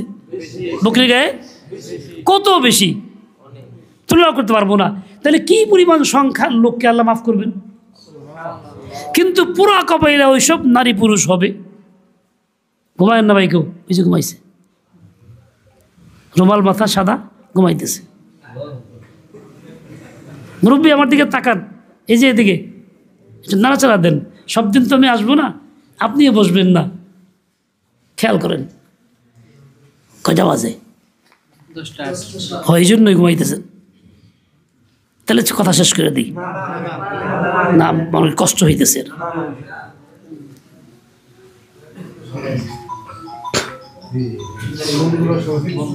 হ্যাঁ, ফোনগুলি বন্ধ রাখি। আমি কিন্তু সাইলেন্ট করে বসছি ফোন, আমার ফোন তো প্রতি মিনিটে আসে, আমি সাইলেন্ট করে রাখছি, যার দরকার আমি তালাশ করবো পরে। এখন দেখেন, কিছু পুরা কবাইলা মানুষ আছে, নারী পুরুষ, যারা ওই রকম ব্যাপক রহমতের সময়ও রহমত থেকে বঞ্চিত হবে। তাদের দোয়া কবুল হবে না, তবুও কবুল হবে না। কি এইগুলি জানা দরকার না? কি জন্য? যে আমার নাম ওই তালিকায় না থাকে, ওই পুরা কবিলার তালিকায় আমার নাম না থাকে, জানা দরকার। ওই লোকগুলি কারা? এক নম্বর, যেই লোকটা শিরক করে, মুশরিক। ইয়াগফিরুল্লাহু তাআলা জামিই খালকিহি ইল্লা ইসনাইন মুশরিকিন আও মুশাহিন, হাদিসের মধ্যে আছে শব্দগুলি। মুশরিককে সহজ ভাষায় বুঝি, আল্লাহর সঙ্গে শিরক করে, ওই যে অমুকে গাছের তলে সেজদা দেয়, অমুকে মূর্তির কাছে সেজদা দেয়, হেরা মুশরিক, এটা তো বুঝি। কিন্তু কিন্তু শুধু এইটাই মুশরিক মনে করি, আরেকটা মুশরিক আছে যেটা মুশরিক মনে করি না। এটা কে বলে? আমি নিজেও বলে কেমন হইল? বলে আমি আমার মতো চলি, মনে যা কয় সেইটা করি, নবীর সুন্নতটাকে করি না, আল্লাহর হুকুমটাকে করি না, আমার মনে যেরকম চায় সেরকম করি। আর মনের মতো যে করে, মনে যা ইচ্ছা করে, সেই লোকটা নিজের নফসকে এলা বা মাবুদ বানায়। কোরআনে পাকে আসছে, আফারাআইতা মান ইত্তাখাযা ইলাহাহু হাওয়াহু। এই লোকটা মুশরিক, দেখা যায় না। ওই মূর্তির কাছে মাথা নত করে দেখা যায়, এটা দেখা যায় না। আচ্ছা, আল্লাহ এটাকে কি বলছেন? শিরক বলছেন। এই নিজের নফসের চাহিদা মোতাবেক চলাটা দ্বারা সে যেন নফসের গোলাম হয়েছে, নফসকে ইলাহ বানাইছে, পূজা করতেছে। বলে এই লোকের দোয়া কবুল না। দুইটা ঘটনা বলি, শুনবেন আপনারা। এক লোক বরিশাল বাড়ি, মাসের দেখা হয়েছে, মাথায় সুন্দর টুপি, সুন্দর দাড়ি, পাঞ্জাবি, পায়জামা। সে কিন্তু স্কুলের শিক্ষক, রিটায়ার্ড। আমাকে বলতেছে, হুজুর দোয়া করেন, খুব দুঃখে আছি। দুঃখটা কি? আমার ছেলে তো অমুক কলেজে পড়তো, আমার মত ছাড়া তার পছন্দের বিয়ে করছে, বিয়ে অনুষ্ঠানে কি হয়েছে, প্রফেসররা মিলে টেলা করাইছে, আমার মত ছাড়া করছে। আমি এই ছেলেটাকে বাড়িতে জায়গা দিই নাই, বউটাকে আই নাই, আনবো না, জীবনেও আনবো না। কেন আমার মত ছাড়া এরকম করলো? প্রথম কথা হলো এই, ছেলেটা বিয়ে করছে, কোনো বেশ্যাখানা যায় নাই, হারাম করে নাই, তো এটা ভালো কাজ করছে না অন্যায় করছে? দ্বিতীয় কাল হইলে বিয়ে আনুষ্ঠানিক, সে নিজেই বুঝে বলতেছে, প্রফেসররা মিলে জিলা করে দিছে, প্রফেসরের মেয়ে বিয়ে করছে, তাহলে এটা তো বিয়ে অবৈধ না, বৈধ তরিকায় বিয়ে করছে। তৃতীয় কথা, ছেলে উপযুক্ত হয়েছে, বালেক হয়েছে, তার চাহিদা আছে, বিয়ে তুমি করাচ্ছ না, দেরি করতেছ, সে গুনাহ করতো, সে গুনাহ থেকে বাঁচার ব্যবস্থা করছে, তোমার ঘরের থেকে জিম্মাদারি কমাইছে। ভালো করলো না খারাপ করলো? খারাপ করলো না? কথা কয় না, বুঝতেছেন না মুরব্বী? কি করতেছে? রাসূল বলেন, কোনো ছেলে মেয়ে যদি সম্পর্ক হয়, বিয়ে করে দাও। লেম তাইল মতো হাবাইনি মিসলান নিকাহ, এর চেয়ে উত্তম তরিকা আর নাই। যদি মেয়ের সাথে সম্পর্ক হয়ে থাকে, প্রফেসররা করাই দিয়ে থাকে, রসুলের তরিকায় আমল করছে, কিন্তু আপনি মানতে পারতেছেন না, রসুলের সুন্নতকে পিছে ফেলায় আমি ওর মানব না, জীবনে মানব না। আপনি কাদ্দা মানলেন, রসুলের তরিকা মানলেন, শরীয়ত মানলেন, হালাল মানলেন, কাদ্দা মানলেন, নিজের নফসটাকে মানলেন, বলে আপনিও মুশরিক। বুঝাইতে পারলাম কিনা জানি না, কারণ এই তো তিতা কথা ভালো লাগবো না। মিষ্টি কথা কইলে সুবহানাল্লাহ কইতে মজা লাগবো, আলহামদুলিল্লাহ কইতে মজা লাগবো, তিতা কথা ভালো লাগবো না। কিন্তু তিতা কথাটাই আসলে কথা। খালি মিষ্টি খেলে সুগার বাড়ে, তিতা খেলে সুগার বাড়ে কম। উম্মত এখন ডায়াবেটিস রোগী, আমরা সবাইকে চিনি দেই, খালি মিঠা কথা কই, রোগ বাড়াইতেছি। ভাই তিতা কথা কো, রোগ কমাও। এই জন্য হাদিসে কি আসছে, ওয়াখবিরহুম বিমা ইয়াজিবু আলাইহিম, উম্মতের কোনটা প্রয়োজন, জরুরি, সেটা তুমি বলে দাও। এটা আল্লাহর নবীর নির্দেশ, আমরা এই খেয়াল করি না। যাই হোক, আল্লাহ আমাদের সবাইকে সহি বুঝ দিয়ে দেন। দ্বিতীয় ঘটনা বলি, এই লোকের আনবে না পাক্কা। এখন সেই লোকটা কি করতেছে, নফসের কথা মানতেছে না নবীর তরিকা মানতেছে? বুঝে থাকলে বলেন কোনটা মানতেছে? নফসের গোলাম। বলে এই লোকটারও শিরক আছে। এই লোকের দোয়াও ওই অবস্থার থেকে না সরলে, নফসের গোলামে না ছাড়লে কবুল না। বুঝাতে পারলাম কিনা? একটা সে কইলাম, আর বাকি যত কইলাম না। আমাকে ভিতরে নফসের গোলামি বুঝি নাই কারো, তাহলে আমি দোয়া যে করতেছি, আল্লাহ মাফ চাই রাব্বানা সালাম না, কি নিয়ে করতেছি? আল্লাহর বান্দা হইয়া না নফসের বান্দা হইয়া? এই নফসের বান্দিকে ছেড়ে দিয়া আল্লাহকে চাইলে আল্লাহ কবুল করবো। তার জন্য আল্লাহ কাছে উদউনি, আমার রবে কইছে উদউনি, আমি তো রব মানছি নফসেরে, আমি কেমনে তার কাছে কই, কেমনে কবুল হবে? দ্বিতীয় কথা বলবো, ঘুমাইলে কেমনে ঘুমু?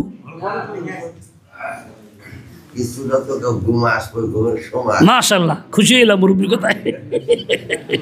শাবাশ, ধন্যবাদ আপনারে। এই লোক যেমন ছেলের বিষয়ে বলছে, আরেক মানুষ, নাম বলবো না, আমার পরিচিত হোমিও ডাক্তার, তার মেয়ে বিয়ে হয়েছে এক ছেলের সঙ্গে, এরকম বাবার অনুমতি ছাড়া। সে তার কত বুঝাইলাম, বিয়ে হয়েছে, নিয়ে আসেন, তুলে নিয়ে আসেন। মুসলমানের কাছে বিয়ে সমস্যা কি? না, আমার মতো হয় না, আমি এরকম চাই, এরকম চাই, কাজে এটা রাখবো না। মামলা করছে, মোকদ্দমা করছে, হ্যাঁ বলে এটা আজ বিয়া ছাড়াইছে। এখন মেয়েটা তো শরীয়তসম্মত বিবাহে আবদ্ধ হয়েছে, আর সে নিজের নফসকে প্রাধান্য দিয়া ওই বিয়ে ভাঙছে। আচ্ছা, বিয়ে ভাঙা কি শরীয়তের কাম? আল্লাহর হুকুম, রসুলের তরিকা, কথা কন নাকে। এখন সে চলছে কিছুর উপরে, রসুলের তরিকায় চলছে না নফসের তরিকায় চলছে? নফসের গোলামি করছে, এই নাম মুশরিক। সে বাস্তবে তাই করছে, মামলা করে আইনা সব কিছু কইরা ছাড়াইয়া জোর কইরা, শরীয়তে ছাড়ানো হয় নাই, আরেকটা বিয়ে দিতেছে, হারামে রয়ে গেছে। এই অবস্থায় দোয়া কবুল হয় না, রহমত পাওয়া যায় না। দ্বিতীয় ব্যক্তি, সংক্ষেপে কই, দ্বিতীয় ব্যক্তি মুশাহিন, মনের মধ্যে খুব বিদ্বেষ আছে কারো প্রতি, হিংসা, খালি জলে, অমুক এত বড় হইল কেন, অমুক এত পথ পাইল কেন, ব্যবসা খুব ভালো চলে কেন, আমার চলতেছে না কেন, অমুকের ছেলে কিচ্ছু পরিচয়, বাপদাদার পরিচয় নাই, হে ছেলে উচ্চ শিক্ষিত, আমারটা কিছু করতে পারলো না কেন, কাজে অর্ধায় রহম না হোক, অর্ধায় রহম না হোক, খালি জ্বালা পড়া ভিতরে। এটা আমাদের স্বভাবে আছে, মানুষ হিসাবে কম বেশি। এই অবস্থা না ছাড়লে, দিল ফ্রেশ না করলে, ওই অবস্থায় দোয়া করলে তাও কবুল না, রহমতও আসবে না, মাগফিরাতও মিলবে না। আমার নামে এই তালিকা থাকবে, তাহলে আমি কি করব? এই তালিকা আমার নাম না থাকে, তার মানে আমি সংশোধন হয়ে যাই। তৃতীয় ব্যক্তি, যে ব্যক্তি মদ পানে অভ্যস্ত, নেশা করে, ট্যাবলেট হোক আর গাঁজা হোক আর যাই হোক, পানি হোক আর শুকনো হোক, এই লোকটা ওই অবস্থার থেকে না ফিরলে, চিরতর অভ্যাস না বদলাইলে, তার দোয়াও কিনা তার রহমত পাবে না, সে বঞ্চিত, ওই খাস রহমতের সময়ও না। চতুর্থ ব্যক্তি, শুধু তাই না, এই তৃতীয় ব্যক্তির অবস্থা হাদিসে আসছে, এই নেশাখোর যে ব্যক্তি আছে, এই লোকটা এটা না ছাড়লে ঈমান নিয়ে মরতেও পারবো না, তার ভাগ্যে কালিমা নসিব হবে না। চতুর্থ ব্যক্তি, যেই লোকটা মাতা পিতার অবাধ্য, বৈধ কাজে মাতা পিতার কথা মানে না। মনে করেন মোবাইল চালাইতেছে, নেশা ধ্যানে পড়ছে, মায়া ডাকে, এই শুন, এই কাজটা করে দে, পারব না। তার কাছে মায়ের হুকুমের চাইতে মোবাইলের গুরুত্বটা বেশি। বাবা ডাকতেছে, বাবা আয়, দরকার আছে, পারব না। আচ্ছা, কথার কথা, এটা চলে কিনা বর্তমানে? এই লোকটাও ওই অবস্থায় থাকার কারণে তার দোয়াও কবুল না, রহমত সে পাবে না, তওবা কবুল না। এটা সম্পূর্ণ ছেড়ে দিতে হবে, বাপ মাকে রাজি করতে হবে, বাপ মা মারা গেলেও রাজি করতে হবে, এছাড়া এই অবস্থা তার দোয়া কবুল না। পঞ্চম ব্যক্তি, সংক্ষেপে বলি, যে লোকটা এই টাকনো যায় কারোর পরে, পায়জামা, লুঙ্গি, জুব্বা, আবাকাবা, তখন হেগে পড়তেছে, এই অবস্থা দোয়া করতেছে, দোয়া কবুল না, রহমত পাবে না। ষষ্ঠ ব্যক্তি, যে লোকটা আত্মীয় সম্পর্ক ছিন্নকারী, ভাইয়ের লোকে বোনের লোক গণ্ডগোল, বাগিনা মামা গণ্ডগোল, চাচা বেস্তায় গণ্ডগোল, যে নামও শুনতে পারে, দেখতেও পারে না, বলে এই লোকটা ওই অবস্থা যতই দোয়া করুক কবুল না, কবুল না। শেষ ব্যক্তি, যে আত্মহত্যাকারী কিংবা অন্যের খুনি, এই লোকটারও দোয়া কবুল না, যতক্ষণ এটার থেকে পাক্কা তওবা করে না ফিরবো এবং তার ক্ষতিপূরণ না দিবে। কে ভুলে খুন করলো, ক্ষতিপূরণ শরীয়তে, খালি রব্বানা যালামনা আনফুসানা, তাহলে মাফ হবে না, ক্ষতিপূরণ দিয়া পরে মাফ। তাহলে আমি যাতে এই লোকদের তালিকাভুক্ত হইয়া বঞ্চিত না হই, খাস রহমতের ওই রাতেও বড় দুঃখজনক অবস্থা হবে, আমার যদি আমি এরকম হয়ে যাই, বলেন আমরা কি এরকম থাকবো না পরিবর্তন হব? কে কে রাজি আছি বহিতে? আল্লাহ কবুল করুক। ওয়াকাল রাব্বুকুম উদউনি আস্তাজিব লাকুম, রব বলছেন দোয়া করো আমার কাছে, বলো চাও আমি দিব। কেমন চাওয়া চাইবো? ওই অন্ধের মতো, আশেকের বলুন তো শহরের মতো। কেমন চাওয়া চাইব? নিজেকে পাকসাফ করে এই সমস্ত অন্যায় থেকে মুক্ত করে চাইব। তার মানে কি, বান্দা যদি গুনাহে লিপ্ত থাকে আর না ছাড়ে তার তবা হয় না। আমি গুনাহ ছেড়ে দিব, তবা করব। তৃতীয় কথা বলি, দোয়া করি হয় না, কবুল হয় না কেন? আর একটা কারণ হলো তাড়াহুড়া করি, মানে একে বলি 2 চামচ ওষুধ খাইছি ভিটামিন, আচ্ছা দেখতেছি মোটা হয়েছি কিনা, এই জন্য অসম্ভব দোয়া করছি, ওইটাই কই এটা তো পাইলাম না। তুমি সবর করো, আল্লাহকে চাইতে থাকো। আল্লাহ তোমার জন্য খায়রের ফয়সালা করছেন এবং করবেন, তাড়াহুড়া করো না। তাড়াহুড়া কোনো কাজ হয় না। আল্লাহ তাড়াহুড়া পছন্দ করেন না, ইতমিনান সুকুন পছন্দ করেন। যখন তাড়াহুড়া কাল দোয়া করছি হয় নাই, যা আমার তো কবুল হইব না, সত্যি সত্যি তার তো কবুল হয় না। বান্দা যখন কিছু কবুল হইব না, আমি ওর দিমকে আমিও দিলাম না, যা নিরাশ হয়ে গেছি। এই জন্য তা না, সবর করতে হয়, থাকতে হয় দীর্ঘ ইস্তেকামতের সাথে, আল্লাহ তাআলা দিবেন। হয় বিপরীত কোনো খায় দেবেন মোকাবেলায়, অথবা ওইটাই দিবেন, সময় লাগবে। ও ভাই, আল্লাহ কি রাজ্জাক না? ক্ষমতা কমে গেছে গা? পারে না? আল্লাহ তাআলা বনি ইসরাইলকে 40 বছর চাষাবাদ ছাড়া এক ময়দানে আটকায় খাওয়াইছেন, পালছেন না? আমাকে দিতে পারবেন না? আমার কেন হারাম করতে হবে? সুদ কেন নিতে হবে? ঘুষ কেন নিতে হবে? চুরি কেন করতে হবে? ফাঁকি কেন দিতে হবে? আল্লাহ যে 40 বছর এক জাতিকে পারলেন, তা আমি একজন লোক, আমার পারলে আল্লাহ কি অসুবিধা? কিন্তু আমি ভুলের মধ্যে আছি আমার ভাই। এই জন্য এই ভুলটা পরিত্যাগ করা, আল্লাহর কাছে এভাবে চাওয়া এবং গুনাহ থেকে নিজেকে মুক্ত করে পরে চাওয়া। তৃতীয় কথা, দোয়া করি ইয়াকিন করি না। অথচ আল্লাহ নবী কি বলছেন? উদউ আল্লাহ তাআলা ওয়া আনতুম মুকিনুনা বিল ইজাবা, আল্লাহর কাছে বলো, আবেদন তো করো, দিলে ইয়াকিন রাখো যে আল্লাহ কবুল করবেন। পরিপূর্ণ শতভাগ ইয়াকিন নিয়ে কও, তবে আল্লাহ তাআলা দিবেন। আমাদের নিশ্চয়ই এই কাজগুলির মধ্যে একটু দুর্বলতা আছে, ত্রুটি আছে, যার জন্য চাই পাই না, খালি বলি হয় না হয় না। শেষ কথা বলি, আর লম্বা কথা না। অনেকের অসুবিধা, অনেক অভিযোগ, আমার চাকরি ঠিক নাই, জায়গা খালি মালিকে ছেড়ে দেয়, বেতন দেয় না ঠিক মতো, এই অসুবিধা হয়। ছেলে কথা শোনে না, মেয়ে কথা শোনে না, নানান অসুবিধা আছেই আছে আছে আছে। খালি কই আল্লাহ আমার তুমি বাঁচাও, বিপদে আছি, হুজুর দোয়া করেন, খুব সমস্যা আছি, কঠিন বিপদে আছি। দুনিয়ার চাকচিক্য পয়সার অভাব তো নাই, কিন্তু অসুবিধারও কি নাই, শেষ নাই। হ্যাঁ আল্লাহ রক্ষা করো, এই যে বলতেছি আল্লাহ রক্ষা করো, অথচ আমি নিজের আমলের সংশোধন করতেছি না, গুনাহে বহাল ছাড়তেছি না, গীবত ছাড়ি না, মিথ্যা ছাড়ি না, মোবাইলের গুনাহ ছাড়ি না, নেটের গুনাহ ছাড়ি না, টিভির গুনাহ ছাড়ি না, বন্ধের সম্পদ না দিয়ে দহলে খাইতেছি তাও ছাড়ি না, সমুদ্রের সম্পদ দেই না তাও ছাড়ি না, বিভিন্ন বাহানায় জমি দখল করেছি তাও ছাড়ি না, গুনাহ বহাল আছি। খালি কই আল্লাহ এই বিপদে আছি, এই বিপদে আছি, হুজুর দোয়া করেন আল্লাহ যেন ঠিক করে দেয়। এইরকম দোয়া করলে আল্লাহ কয়ে বেক্কেল, তোর অবস্থা নিয়ে পরেশান, তুই তোর আমলের দিকে দেখ, অবস্থা দিস না, তোর আমল দেখ আগে, তুই আমল দেখ, আমল সংশোধন কর, আমি অবস্থা বদলাই দিব। আল্লাহর কাছে অবস্থা পরিবর্তন করা কঠিন না, সহজ কিছুই না, মুহূর্ত। আমরা অবস্থা না বদলাইয়া নিজের আমল পরিবর্তন না করে খালি এই সুবিধা আছে খালি কইতেছি। আসল কাজ হইল নিজের আমল দুরুস্ত করো, গুনাহ ছেড়ে দাও, আল্লাহমুখী হও। তো বলো আল্লাহ আমি তো সব ছাড়ছি, এখন দাও।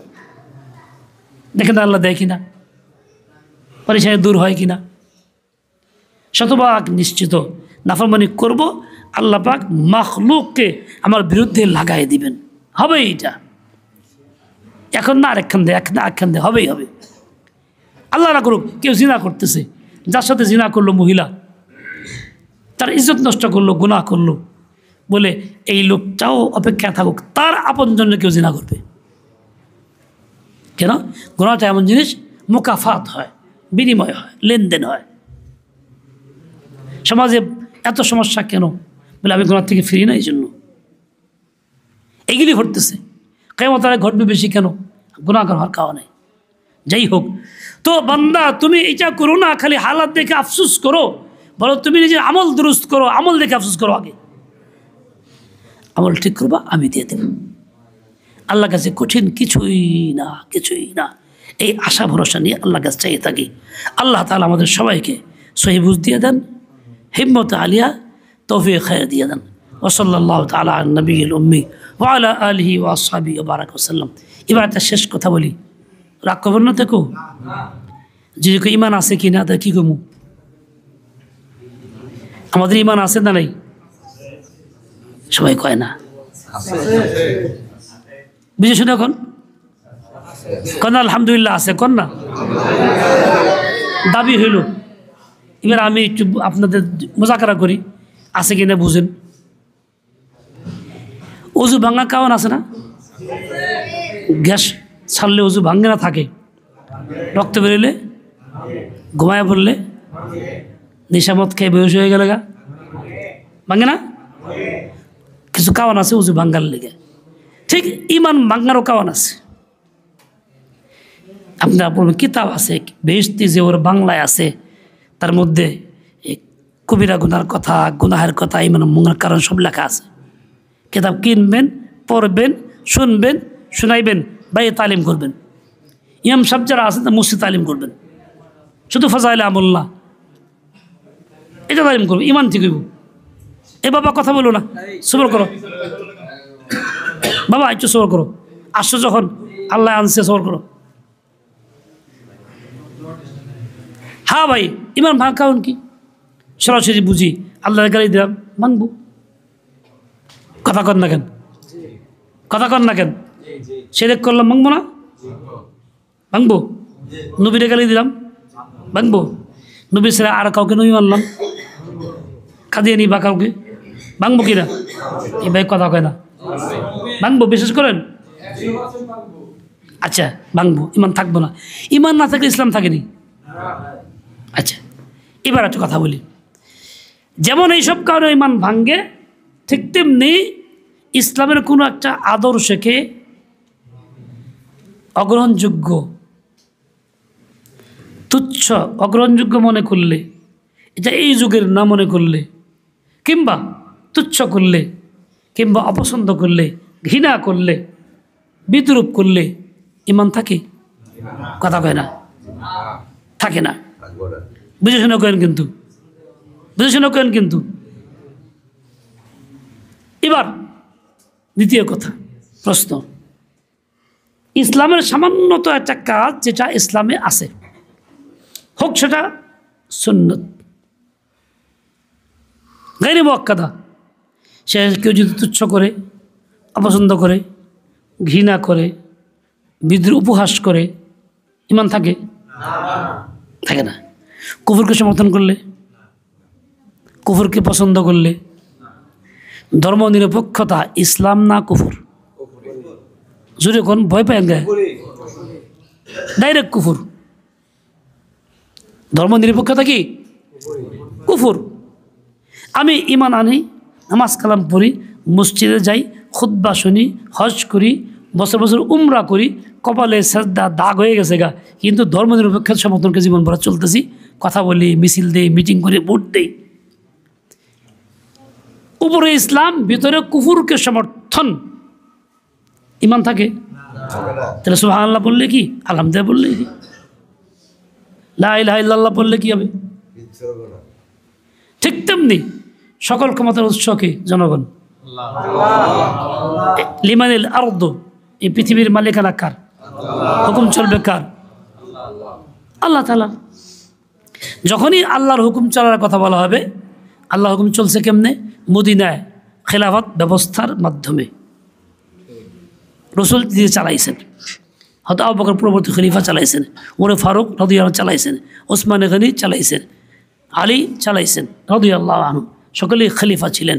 তাদের ব্যবস্থা খিলাফত ব্যবস্থা, যার দ্বারা পৃথিবীতে শতভাগ শান্তি ইনসাফ প্রতিষ্ঠিত হয়েছে। ওটা ইসলাম না কুফর? কথা কন না কে? খিলাফত ব্যবস্থা কি ইসলাম না কুফর? গণতন্ত্র করলে ভাল লাগে, সমাজতন্ত্র করলে ভাল লাগে, পক্ষে হা হা করি, মিছিল দিয়ে স্লোগান দেই। খিলাফতের ব্যবস্থা কথা কইলে পরে আর ভাল লাগে না, মন ছোট হয়ে আহে, ঘৃণা লাগে। কেউ বলে এই রাজনীতি কথা কইবেন না, রাজনীতি। ইসলামকে বলা হইলে কি বলা হয়? রাজনীতিকে উপেক্ষা করা হয়। ইসলাম ইমান থাকেনি, কথা কয় না, ইমান থাকেনি। বইতে ভয় পান কে? ইমান নিয়ে মরণ লাগবে না কারো, এইটার দ্বারাও ইমান থাকে না। দাড়ি তো রাখছে, সুন্দর সুন্দর টুপি আছে, সুন্দর পোশাক আশাক আছে, হাতায়া দেখি ইমানটা আছে কিনা। যতদিন পর্যন্ত নামাজ ইসলাম মনে করি যেরকম শান্তিপূর্ণ হবে, শতভাগ বিশ্বাস করি, করতে না বলে আক্ষেপ করি, ঠিক খেলাফত ব্যবস্থা ইসলাম, এটাকে যদি ওরকম নামাজের মতো বিশ্বাস করতে না পারি, ওরকম না করার কারণে আফসোস করতে না পারি, ততদিন পর্যন্ত আমি মুসলমান, আমার ইমানই নাই। কুল হুয়াল্লাহু সূরা যতবার পড়েন, না পড়া এক কথাই, সুবহানাল্লাহি ওয়া বিহামদিহি সুবহানাল্লাহ পড়লে যা, না পড়লেও তাই, কেন? ইমান নাই। এই সবকে নির্ভর করে ইমানের উপরে। প্রত্যেকের জন্য এটা জরুরি, খেলাফত ব্যবস্থাকে দিল থেকে মেনে নেওয়া, তার জন্য চেষ্টা করা, মেহনত করা, একে অপরকে দাওয়াত দেওয়া, একে অপরকে বলা ভাই আমার জীবনের সুখ শান্তি ইসলামের মধ্যে। তাবলীগের দাওয়াত দেয় কি ভাই? শান্তি কিসের মধ্যে নাই? কিসের মধ্যে আছে? আল্লাহর হুকুম নবীর তরিকা মানার মধ্যে আছে। সে দাওয়াত দিচ্ছে, তুমি তাবলীগ করতেছো, তাহলে আল্লাহর হুকুম রাসূলকে মানবো এই খিলাফতের মধ্যে। ওটা তোমার ইসলামের তরিকা। মুখ দিয়ে কাও এটা, কাজের বেলা ওটা বিপরীত। তাহলে ইমান কারোই থাকে না। আমরা কি বেঈমান হয়ে যেতে চাই কবরে? তাহলে এসব তন্ত্রমন্ত্র বাদ দিয়ে দিমাগ সাফ করি, প্রকৃত ইমান গ্রহণ করি, খেলাফত ব্যবস্থার পক্ষে থাকি। এটা ইসলাম, এটার নাম কি? ইসলাম। কাজেই কোনো ভালো ব্যক্তি ইসলাম নিয়ে আসলে, খেলাফত দাওয়াত নিয়ে আসলে গ্রহণ করি, সমর্থন করি। মৌলানা মাহমুদুল হক সাহেব বাংলাদেশ খেলাফত মজলিসের বর্তমান আমির, খেলাফতের দাওয়াত দিছেন, আমরা তা দাওয়াত দিই, আমিও করি, আপনাদেরকে দাওয়াত দিই। কমাস করে ইমানটা তো ঠিক করে জানা লাগবো নাকি? আল্লাহ পাক সবাইকে তৌফিক দাও, সেই বুঝতেন। ওয়া সাল্লাল্লাহু আলা নবিয়িল উম্মি। এরপরে ইন্তজাম করছেন কারা? মুরব্বী কার দায়িত্বে? সভাপতি কই? সভাপতি সাহেব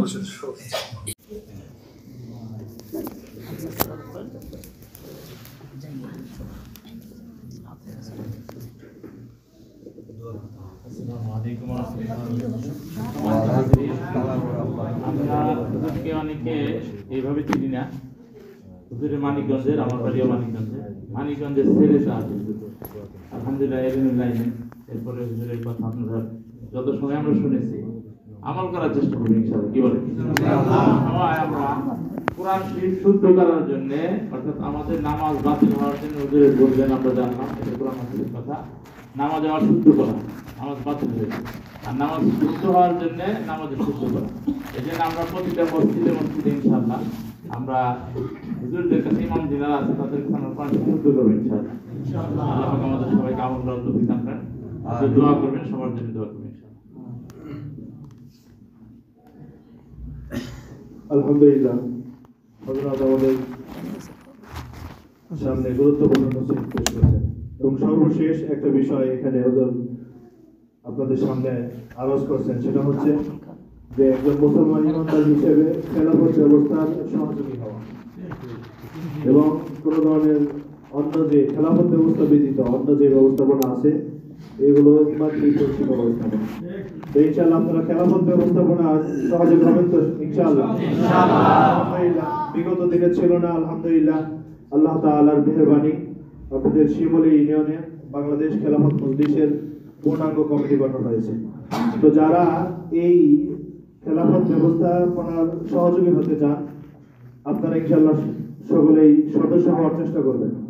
ইনশাআল্লাহ যারা যে মহল্লা থেকে আসছেন ওই মহল্লার ইমাম সাহেবের সাথে বিশেষ করে যোগাযোগ করে বাংলাদেশ খেলাফত মজলিসে অন্তর্ভুক্ত হওয়ার চেষ্টা করবেন করবেন তো ইনশাআল্লাহ।